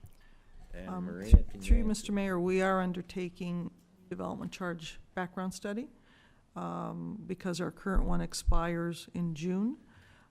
We can't, I know that for the current round, unless you reallocate projects, we're pretty much capped out for recreation. But there is an opportunity to perhaps include it in the next DC background study. We'll talk to the consultant to make sure that that's something that he feels comfortable including. And if that's the case, then, you know, perhaps in next year's budget, we can include it and fund it from DC's. That's exactly what I want to hear, so it doesn't impact this one. If we could push some of those to development charges, that helps also this sport, and that soccer can do the same thing. We can look at that to make sure any growth-related facilities are captured in the DC background study. I should remember Okay. that. Thank you, Mr. Mayor. Okay, so we've got that motion. Go ahead, Counselor Hanlon.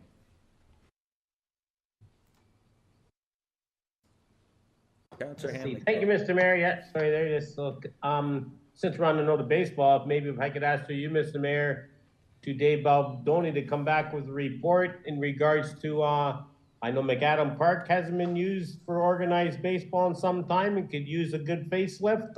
Every year we get complaints from the residents there that they don't have use of the park.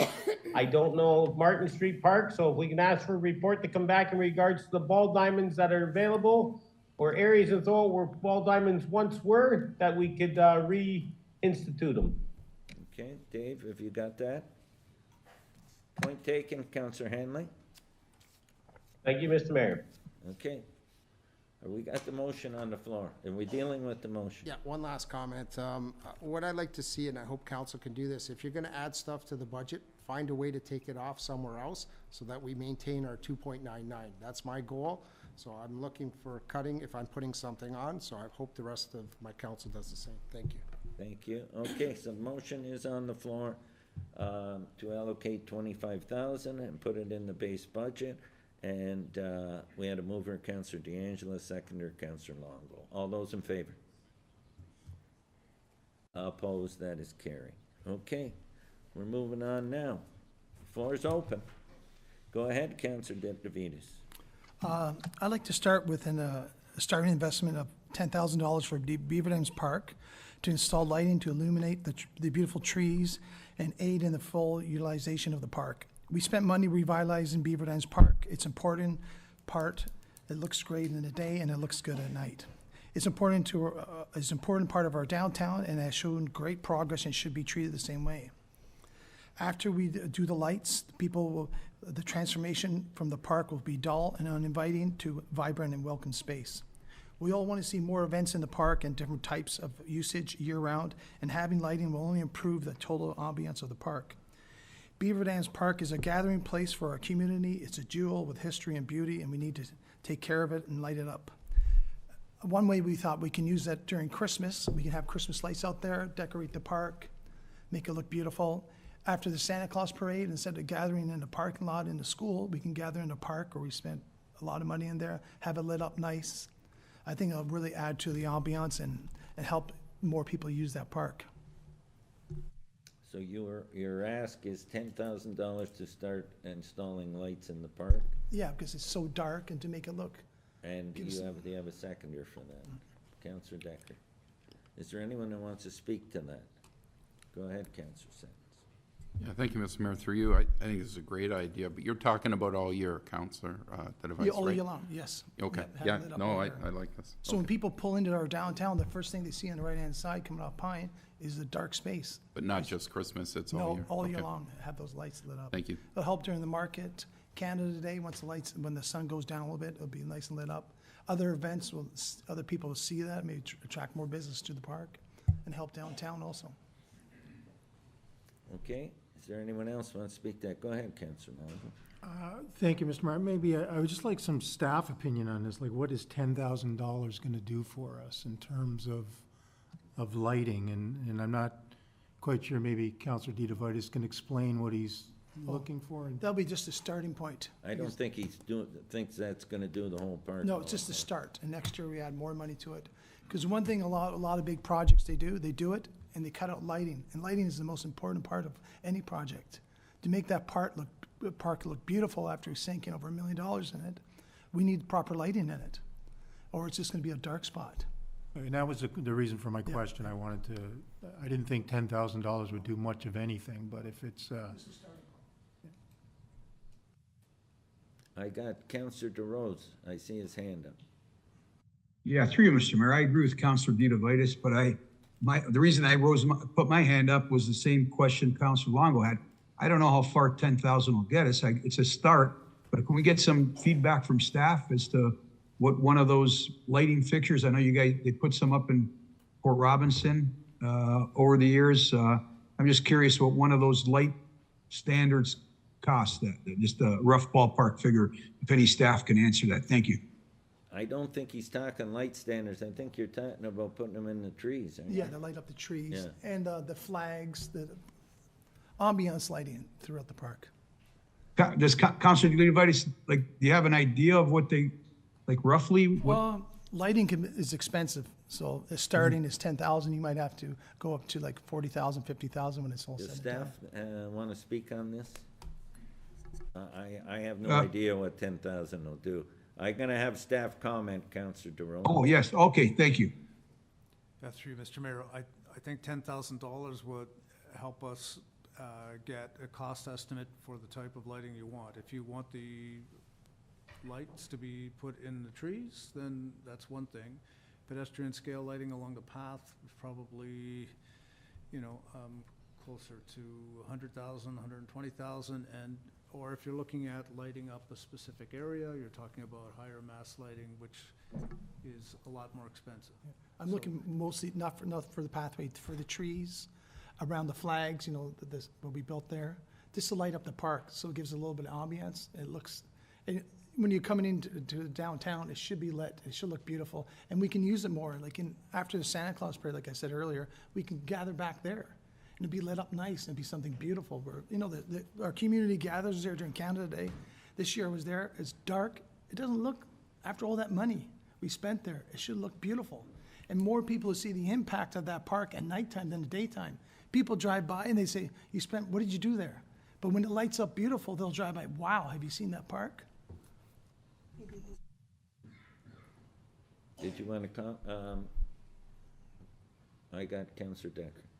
Through you, Mr. Mayor, I love that idea. Obviously, I'd like it to tie in with the Santa Claus parade.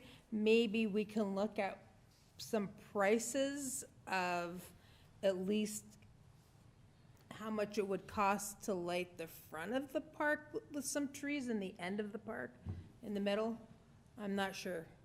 Because if we're only going to light up a couple trees, I'd like to see us light more. So what would the cost be? And perhaps, I don't know, do we have like a reserve budget for this? I'm not sure. Maybe hold on to this till the next meeting.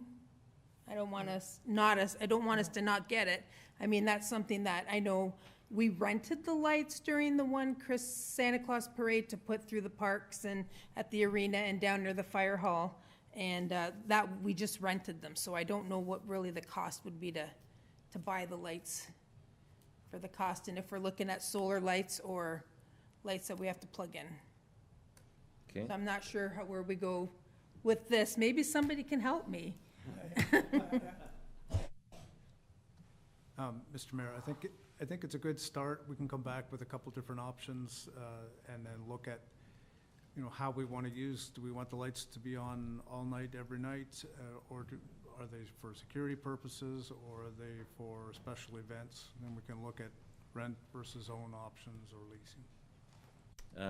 Go ahead, Maria, and then I'll go to Through Councillor. you, Mr. Mayor, similar to the baseball diamond, if it's meant to be a recurring expense, which it sounds like this is a start, staff wouldn't recommend that you use reserve funding. If you want it built in the budget, put it in, and then you have it on an annual basis. Councillor DeAngelo. Yeah, I think we need a lot more information here. And our Director of Operations said it's going to be $10,000 to do a cost study, if I heard him correctly. So, yeah, is that correct? Or, it's correct. Okay. So my suggestion is I wouldn't put it in the budget. I would get $10,000 out of reserves to do a plan and put that in place throughout the year. Get the plan done, so that way you know exactly what it's going to cost you, what you can do, as opposed to just throwing $10,000 here to do 3 trees, and then next year you don't know. We're going into strategic plans, so if it's one of our high priorities, it moves up the list to the top priority. I'm not dissuading the idea, but I'm just trying to do it more strategically. I agree. I agree 100%. I just want to see it done right and beautiful. So what you I agree want totally is, with Mr. so DeAngelo. the motion then would be 10,000 out of reserves to do the study, Yes. okay? You're gonna move that, and Councillor DeAngelo's gonna second that. So that's what the 10,000 is gonna be earmarked for. It's gonna come out of reserve, so it won't affect the levy. And, Maria, are you good with that? Or do the study, and then if we wanna do the job, then we'll have to fund it. And it'll be out of Parkland Reserve. Okay? It's coming out of the Parkland Reserve. Okay. I got Councillor Hanley. Go ahead. Thank you, Mr. Mayor. You can buy stadium lighting that's 36,000 looms, 1,500 watts, 240 volts for $200. We use them at work. They're $200. The problem with us is we hire a contractor outside and he sells us a $200 light for $2,000 and $1,000 to install it. But I know from experience and through my work company that the lighting that we use, they're outdoor, they're stadium arena type lighting, 36,000 looms, like I said, 1,500 watts, 240 volts. A few of them would light up that whole park, no problem. And you can get them so that you can directional, so like Councillor Didovita says, that towards the trees. I agree with 100%. We could do it. I always believe we do a lot of things here cheaper than what we do, but we're getting a procurement policy guy, I believe, on board, and that's what we need.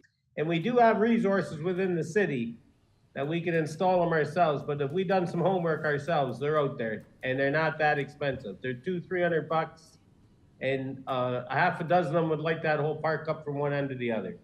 Just from experience, from what we use at work. Thank you, Councillor Hanley. Councillor DeRose. Yeah, through you, Mr. Mayor. I had the same concern that Councillor DeAngelo brought up when Director of Operations alluded to the fact that it's going to cost $10,000 for a plan. Can't we just do this within staff? It's lighting. It's like you would do lighting at your house. I don't understand why we would have to pay a consultant or anybody 10 grand. Let's put the 10 grand to buy lights. Let's have staff put them up. I don't see I think we got to scale back on the consultants. I think it's killing our city financially, and I don't agree with it. So if it's for a consultant report, I won't support it. If it's to buy lights and put them up, I will. Thank you. Thank you. And my understanding to Councillor DeRose, it's to do the study, okay?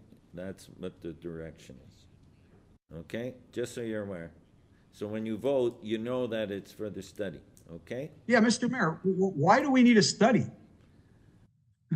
A study for what? You get a study when you do stuff at your house? I'm just saying, I'm not trying to be sarcastic, but I think it's ridiculous. I think we go buy some lights and put them up. I'm old fashioned, sorry. Thank you. Anyone else? Okay, the motion on the floor, just so you know when you vote, is that it's 10,000 out of Parkland Reserve, and that is to do the study on the lighting, okay? All those in favor? Opposed? That is carried, 5-3, right? Did you get that? Okay. Okay, floor's open. Go ahead, Councillor O'Hara.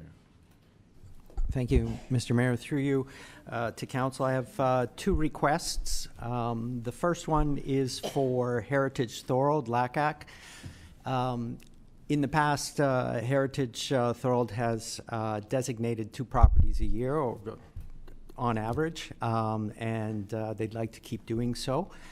As of 2023, city staff asked LACAC to pay for the intent to designate publications for each of the designations. Those costs in the past, historically, were paid by the city. They're approximately $1,000 per designation. They have to be in the printed journals for a 30-day period prior to designation. So that cost was put on to Heritage LACAC last year, and to help Heritage LACAC balance the budget, I'm going to request from council that they approve $2,000 to be added to the Heritage budget. 2,000, do you have a seconder on that? Councillor Dedivides, does anyone want to speak to that? That's 2,000 for the two $1,000, is that studies? No, Mr. Mayor, those are publications in a journal. So the St. Catharines Standards is one of the few that are left. Those are mandated. We cannot not publicize the intent to designate a property for a period of 30 days, and that's just the fee that comes with it. Thank you. Okay. Go ahead, Councillor DeAngelo. I'm just going to ask our Director of Finance, is there a reserve we could pull the 2,000 out? Through you, Mr. Mayor, again, I don't believe this is going to be a one-time. I think they're looking for permanence, so I don't recommend you take it out of reserves. Okay. Anyone else? Go ahead, Councillor Longo. Thank you, Mr. Mayor. Through you to Councillor O'Hare. So this has to be published in a newspaper? That's correct. In a newspaper that is probably delivered to 1 out of 100 houses? Yeah, through you, Mr. Mayor, it's really strange that in this day and age, a digital publication does not count. So municipalities... It can't be put on the city website. It has to be printed in a newspaper in 2024. Correct. The clerk says, the clerk would like to speak on that. Yeah, thank you, Mr. Mayor. This is one of those odd ones. Some of the requirements for providing notice do allow for a little more leniency in how we do things. The Planning Act is pretty strict and clear in this, that we do have to put it into a paper with significant distribution. Some pieces of legislation are changing, but this one does require it for heritage designations. So the fee in this case would be for advertisement of these designations. And even if they change it, it would change to digital, would I guess? One would hope that with updates to the legislation, that would be the case. Yes. Is there any further discussion on that? Seeing none, all those in favor? Opposed? That is carried. Okay, go ahead, Councillor O'Hare, you got one more. Okay, yeah. The last one is an opportunity that has been offered to the city of Thorold. We've talked about it here in council prior to this meeting, and that is TD Niagara Jazz Festival approached us and asked if we would host a concert here in the Battle of Beaver Dams Park.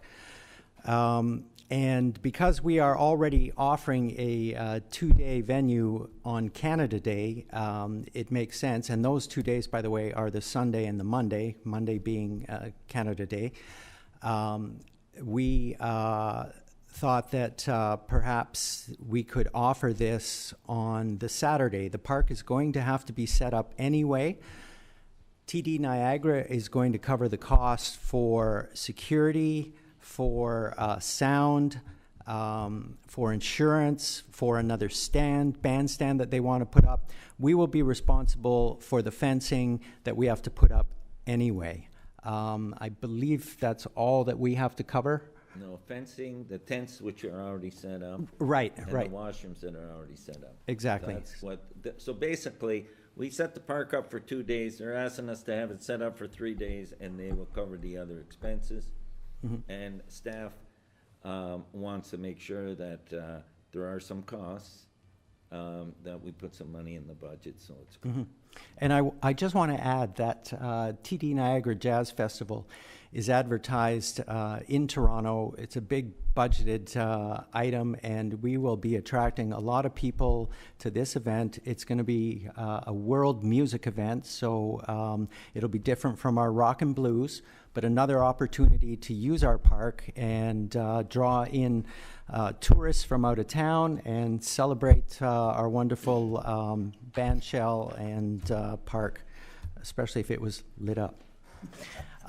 So my request is for $10,000 to be put into the Canada Day budget that is at present already listed in the budget. Okay, so do I have a Thank you. seconder for that? I got Councillor Ditavides. Go ahead, and I'll ask Maria. Mr. Mayor, if I could get clarification, is this just a one-time thing, or is this going to be ongoing? My understanding, it's a one-time event. It's an opportunity that they're doing this year. So, as far as we know, it's a one-time event. Okay, so could that be funded from reserve? Sure. Okay. Go ahead, Councillor DeAngelo. I think Councilor Longo was first, but. Go ahead, Councillor Longo. You support the opportunity to have another day in the park for sure. How do we arrive at $10,000 when this is just for having fences that are up, stay up an extra day in between? How do we arrive at it? I think staff arrived at so that to make sure there's enough money. I think they think we probably might not use the 10, but it's there. It's a placeholder. If we only use 5, then it's coming out of reserves. We only use 5. Okay, so it is going to come out of reserves. Okay. Yeah. I guess just a question here, is there an opportunity for the city of Thorold to get sponsorship for this day, or is that exclusive to TD to do that? That's their day. We can get sponsors for the other 2 days.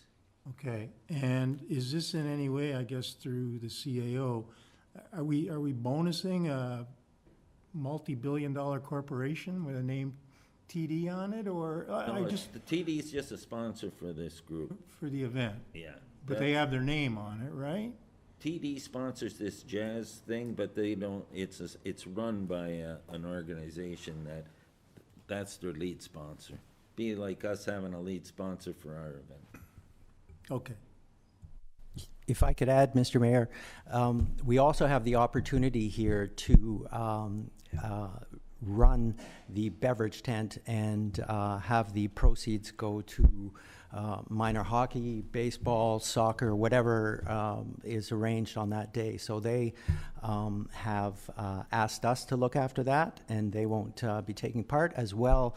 They bring quite a troupe of vendors that are associated with not only world music, but the Jazz Festival or the Day of Jazz that they want to be presenting. And that could also be a source of revenue for the city. So this is something new for us, but there are some options to also earn some revenue. Yeah, again, I support it 100%. I just think out loud sometimes, so. No, those are good questions. Is there any other question? I got Councillor DeRose, then I'll go to Councillor DeAngelo. Go ahead, Councillor DeRose.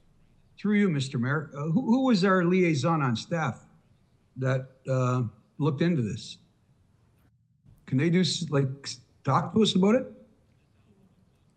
Regarding the staff looking at the costing and that? Yeah, well, Well, yeah, was staff involved in any of these discussions, or is this a counselor taking it amongst themselves to negotiate with an outside entity? Council, staff come up with the pricing, and this came to budget, so the council's making the decision on it. No, but did staff know about this prior to this and do some research on it, or check at the legalities? That's one of my concerns, liability. Go ahead, Dave. Councilor. Thank you, through you, Mr. Mayor. So we had looked into some prices for the additional fencing for the additional day, the porta potties, the tent rentals for the additional day, security for the additional day. Without having a clear picture of the limitations of fencing, we've estimated everything out to be around $7,000 for the additional day. And does that include liability insurance? That will come through the city's policy.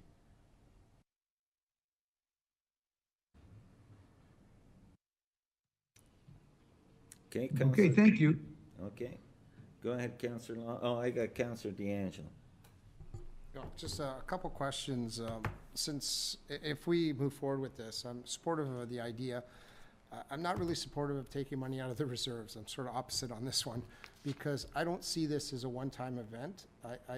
I see this, what's their proper title here? Special Events Coordinator. We already have a few events, so I'd like to put this on the docket as a regular item in the budget, because if this doesn't go next year, there'll be another event that's going to slide itself in, and there's funding there. So we're not just taking it out of reserves this one year and saying, okay, we're never going to do another event except the ones that we have. We have to, if we're going to have a special events coordinator, I see us developing it so that we get more and more events coming to our community. There's going to be costs associated with that. So I would rather start building that budget now than later, so that it's in there. So next year, we're not debating this. This event doesn't move forward. Some other event comes forward, and the special coordinator person's going to stand up there and say, we have this already budgeted, we can move forward with this. That's what I want to see, good planning moving forward. So to me, that means we're going to have to put this, unfortunately, we're going to have to put it into our budget. But this is going to go back to where we talked about salaries earlier, because 2.99 is my magic number. So we're going to have a discussion later. So I have no problem supporting the $10,000, but I'd like to see it as a budget item that's going to be in our general budget as opposed to a reserve item. Councilor Hare, are you good with that? Yes, thank you, Mr. Mayor. Okay, so it's a friendly, I don't have to worry. Anyone else that want to speak to this? Go ahead, Councilor Didovine. Oh, this thing is so exciting for the city of Thorold to have this, and it's going to lead to other opportunities, I hope. And I like what Mr. D'Angelo said about getting that money aside. So maybe next year, if they don't take the event, we have that money aside, we can give it to someone else who wants to take that spot. And selling the bar is going to be huge for us. You know, that bar would be like $5,000 to $7,000. And if we get a sponsor to sponsor the 2 days that we're doing, they might give us a little bit more extra money, because there's going to be like 3,000 or 4,000 people in the park for that jazz festival. So it's a win-win all around, and I think it's great for the city of Thorold. Thank you. Are we good? Did you want to speak again, Councilor DeRose, or you're good? Yeah.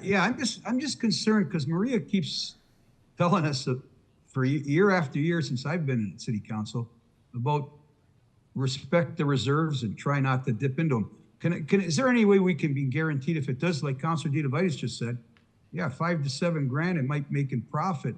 Is there any way money could go back into the reserve? I'm not a fan of taking money out of the reserve. We're not using Once again, reserves. I'm old-fashioned, and Councilor DeRose, we changed it. It's coming out of levy. It's not coming out of reserve. Oh, the levy, that's even worse. They're both bad. Okay. Listen, it's coming out of I'm not going over 2.99. I'm like Councilor D'Angelo. Thank you. Okay, thank you. Okay, we had a motion on the floor. We had a mover and a seconder. Go ahead, Councilor D'Angelo. Just for clarity, if we do get sponsorship, say the cost is $7,000, we get sponsorship. I just don't want that sponsorship money going to wipe out the cost. Again, I think we need to start building a pot there, similar to the Canada Day, where we said if they get sponsorship money, it's not going to be subtracted and then we pull it back. I think, to me, that's base budget stuff. Get sponsorship. It goes back into a reserve. As far as my concern would be, is for the next year to have another event, maybe not this one, but another one. I don't want us to start always paying back because we got some sponsor. It dissuades you from being proactive in getting sponsorship, because then you're just losing it and it goes back. So basically, if we get sponsorship that ends up being more than what we budgeted for, that it would carry over, is what you're asking. Yeah, I want the same stipulation we have. Is that, Maria, we would just put that in earmark it? Sure, but to clarify, I think the motion that was passed for Santa Claus Parade was that if they did receive sponsorship, they could spend the extra in that year. So this is a little different, I think, Councillor D'Angelo. What you're suggesting is you have a base budget. If you get sponsorship, then the differential gets put into a reserve, as opposed to increasing the expenditure for that year. Yeah. What's left? What's left? Because say if it goes over a couple thousand, it's what's left. Exactly. And then it's what's left. Yeah. And what we're doing is we roll that into the next year, so that way we only have to replenish it with 8. Say we made 2, you replenish it with 8, not 10, so it saves on the next year. Right? Okay. So there's some incentives for everyone to do well and to save money and to make a little bit of extra money. Okay, so we had a mover and a seconder. We got 10,000. That's going to come out of the budget, not out of reserves. All those in favor? Opposed? That is carried. Okay. You've done yours. You've done you've done yours. Anyone else here have anything to add? Did you have something to add, Councillor DeRose? Sorry, Mr. Mayor. Yeah, I forgot to pull my hand down. Sorry. No, thank you. Fine. Does anyone have something to add? Because then we can get Maria to put up a number, see where we're at, based on what we've added so far here tonight. Okay? Go ahead, Councillor. Go ahead. Just a question, Mr. Mayor, through you to Ms. Morrow. I'm not sure if this is the correct time or not, but I mentioned this to you earlier about some money that was in the budget, and I'm not sure if it's operating or capital. I would assume it's operating. That was some money set aside for the repair of the Kiefer Mansion driveway. Is that something we would address at this point?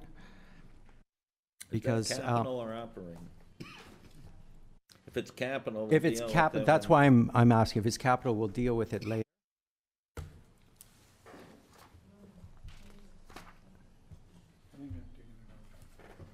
Okay. I think it was a figure of 15,000 to repave. Through Mr. Mayor, it is 15,000 for the asphalt driveway design, and it's coming out of a reserve. So it would be more appropriate that you bring it up at when we discuss the capital. Okay, will do. Thank you very much for clarification. Okay, so hold that. Yep. Thank you. Okay. Okay, I don't see anything else added. Do you want to come up with a figure and let us know where we're at now, and then we'll continue on? And then council can decide how far they want to go tonight.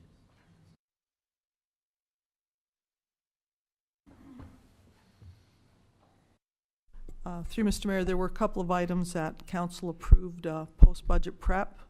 They did come out of the reserve, so no impact to the levy. For this evening, we've added items 3 through 7. So we've added $21,000 to the levy. So we're sitting at 3.1%. Okay. Go ahead, Councillor D'Angelo. Thank you, Mr. Mayor. I just wanted to bring up another topic, and I don't know if there's any costs associated with this. I know there's always been discussion with the soccer club, and I know Mr. Councillor DeRose would probably appreciate this, that we should, I'd like to start planning for the future. And I think there's a need for an artificial turf somewhere in Thorold for soccer. And my question to that is there any cost that we need to put in this budget to start investigating that, either working with some partnerships I'm not gonna throw any properties out, because I think more of how can we start moving this ball, rolling the ball forward, because, or kicking the ball forward in this case, because if we don't start moving forward on this, I don't wanna wait another year and sit here another year from now and say, how can we work with this artificial turf? You know, you got the Canada Summer Games facility, land, you got other lands, so we need to start looking at how we can make this happen for the city. So my question is to the Director of Operations, does he need any funding this year to help with a study, with whatever is required to move this ball forward? Okay, I'll let them talk on that and see what it would take and where we're at. I know Councillor Long, did you want to speak to that as well?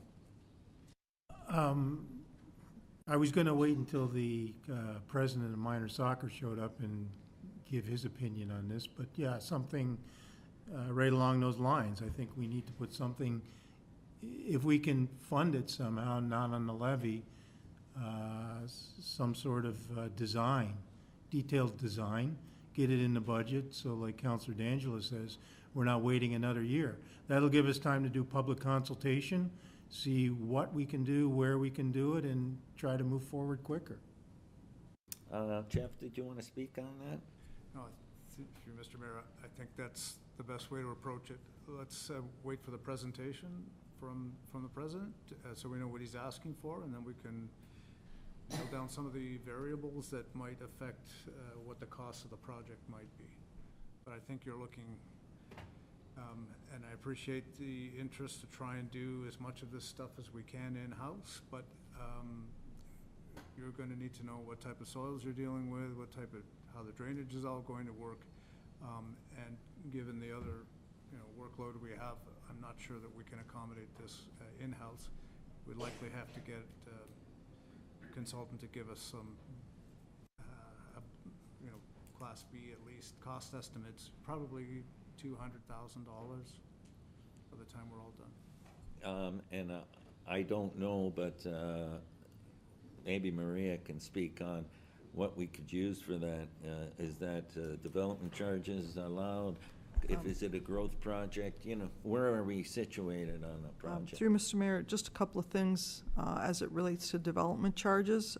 We are fully capped out for our existing.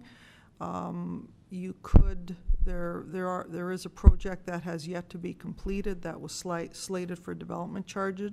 You could do a reallocation from that project for the design.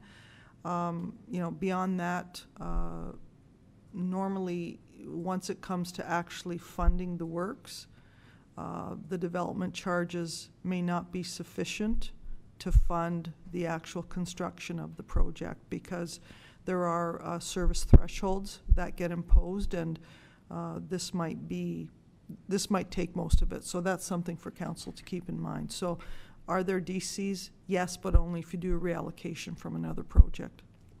Okay, go ahead, Councillor D'Angelo. Yeah, thanks, and thanks for pointing out. I know we have the president of soccer coming. I just didn't want to pass, and it was looking like we're moving towards passing the operational budget. All it takes is one motion. So I didn't want to jump the gun on him. If we're not going to pass a motion tonight, I have no problem waiting till the next meeting. I just didn't want to lose an opportunity of adding something to the budget, because we still got to whittle it down, in my mind, back to the 2.99. So I just want to make sure, because there was an ask, if there's anything else to add, I wanted to see that come through, but I didn't know what we needed in terms of that. And yes, we can wait for the president, since we're not going to pass it tonight. I'm okay with that. We'll listen to him. Staff could maybe go back and think maybe that. If you can get us some more information for the next meeting, budget meeting, based on what might be, Yeah. And I appreciate staff's comments that, they're taxed at what they're doing. They can't really take on a lot of new projects very effectively without dumping another project. So this is something I cognizant. I hear that a lot. So I want to make sure. I know, unfortunately, it costs in consultant fees, but staff can only do so much. There's only so many hours in the day. If we want to improve our city, sometimes we have to spend a little extra, get someone else to do it.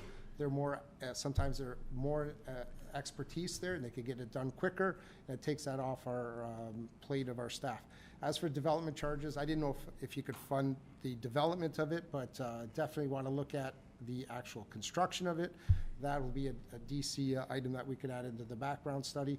So again, that's why I want to move this forward, so we don't lose opportunities at that point. So at this point in time, I'll let my other counselors speak, but I can defer it to the next meeting. That's fine then. Go ahead, Councillor Sutton. Yeah, I'd like to put a motion through that we know. My question would be, what project would be put aside? Through Mr. Mayor, there was $2 million enrolled. That was funded from development charges, and you would have to reallocate and reduce the amount that was going towards Rolling Meadows. And again, development charges, it is contingent on it being an addition, okay? It's not, Okay. okay? Okay. But what if the facility, one of the places looking at maybe building it is in Rolling Meadows? What would that mean then? Through Mr. Mayor, again, if it's an incremental project, we could, in the meantime, before our next budget, we could talk to our consultant to determine what, if any, would be benefit to existing. But if it's a brand-new park, brand-new field, then it should be 100% growth-related. But again, we... Good point, yeah, thank you. Go ahead, Councillor. Just so my expectations of clarity are there, it is a new park in my mind. It's not turfing Seagross, it's not turfing Confederation. It's designing and building a brand-new artificial sports park that could be multi-use, not just soccer, but football and lacrosse, whatever, in our community. So that's what I'm looking at. So if it ties into that, that's great. Again, we'll hear from the president of soccer, and then we can decide where we're going with that. Thank you. Sounds good. Okay. Where are we heading here? It's 8:36. Do you want to keep going, or, because those times aren't, we don't need to vote on an extension, because that's just a, or do you want to wrap it up for today and continue with, at the next meeting? I leave it in your hands. Do you want to continue having discussions on some of this? Floor is yours. Just for clarity, who do we have as registered delegates for the upcoming budget meeting? Ron Devereaux and Eugene.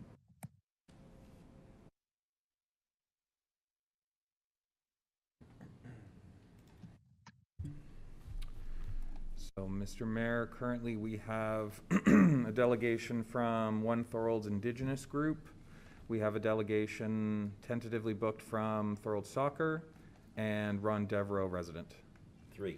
Yeah. Okay. You also have referred to, pardon me, from the January 16th council meeting, council referred consideration of the Thorold Museum budget. Yes, so we got to deal with, external to what's here. We have the Indigenous, One Thorold Indigenous ask, you have the museum ask, and what else? We're going to get more information from the soccer, and Ron Devereaux's here to present on the Eco Park. Okay, that's what, am I correct when I state? That's what's currently registered. Okay. Where do you want to head now?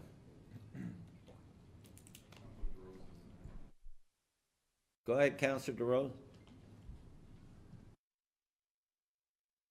Councillor DeRose, did you want to speak? Go ahead.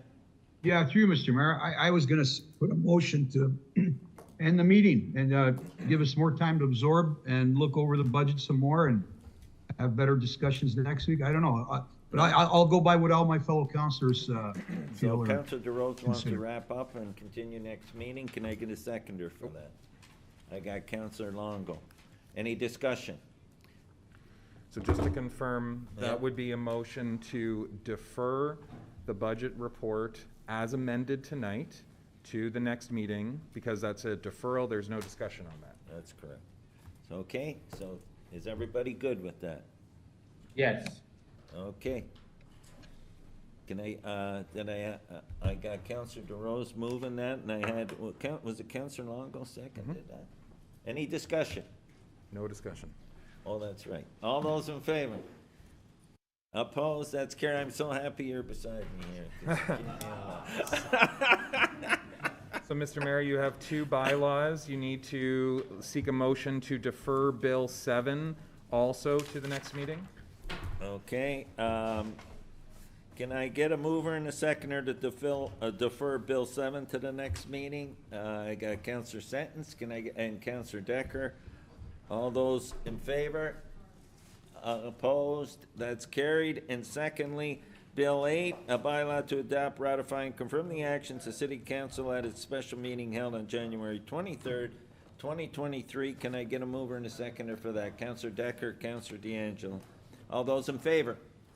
Opposed? That's carried. This meeting then is hereby adjourned till next Tuesday, our second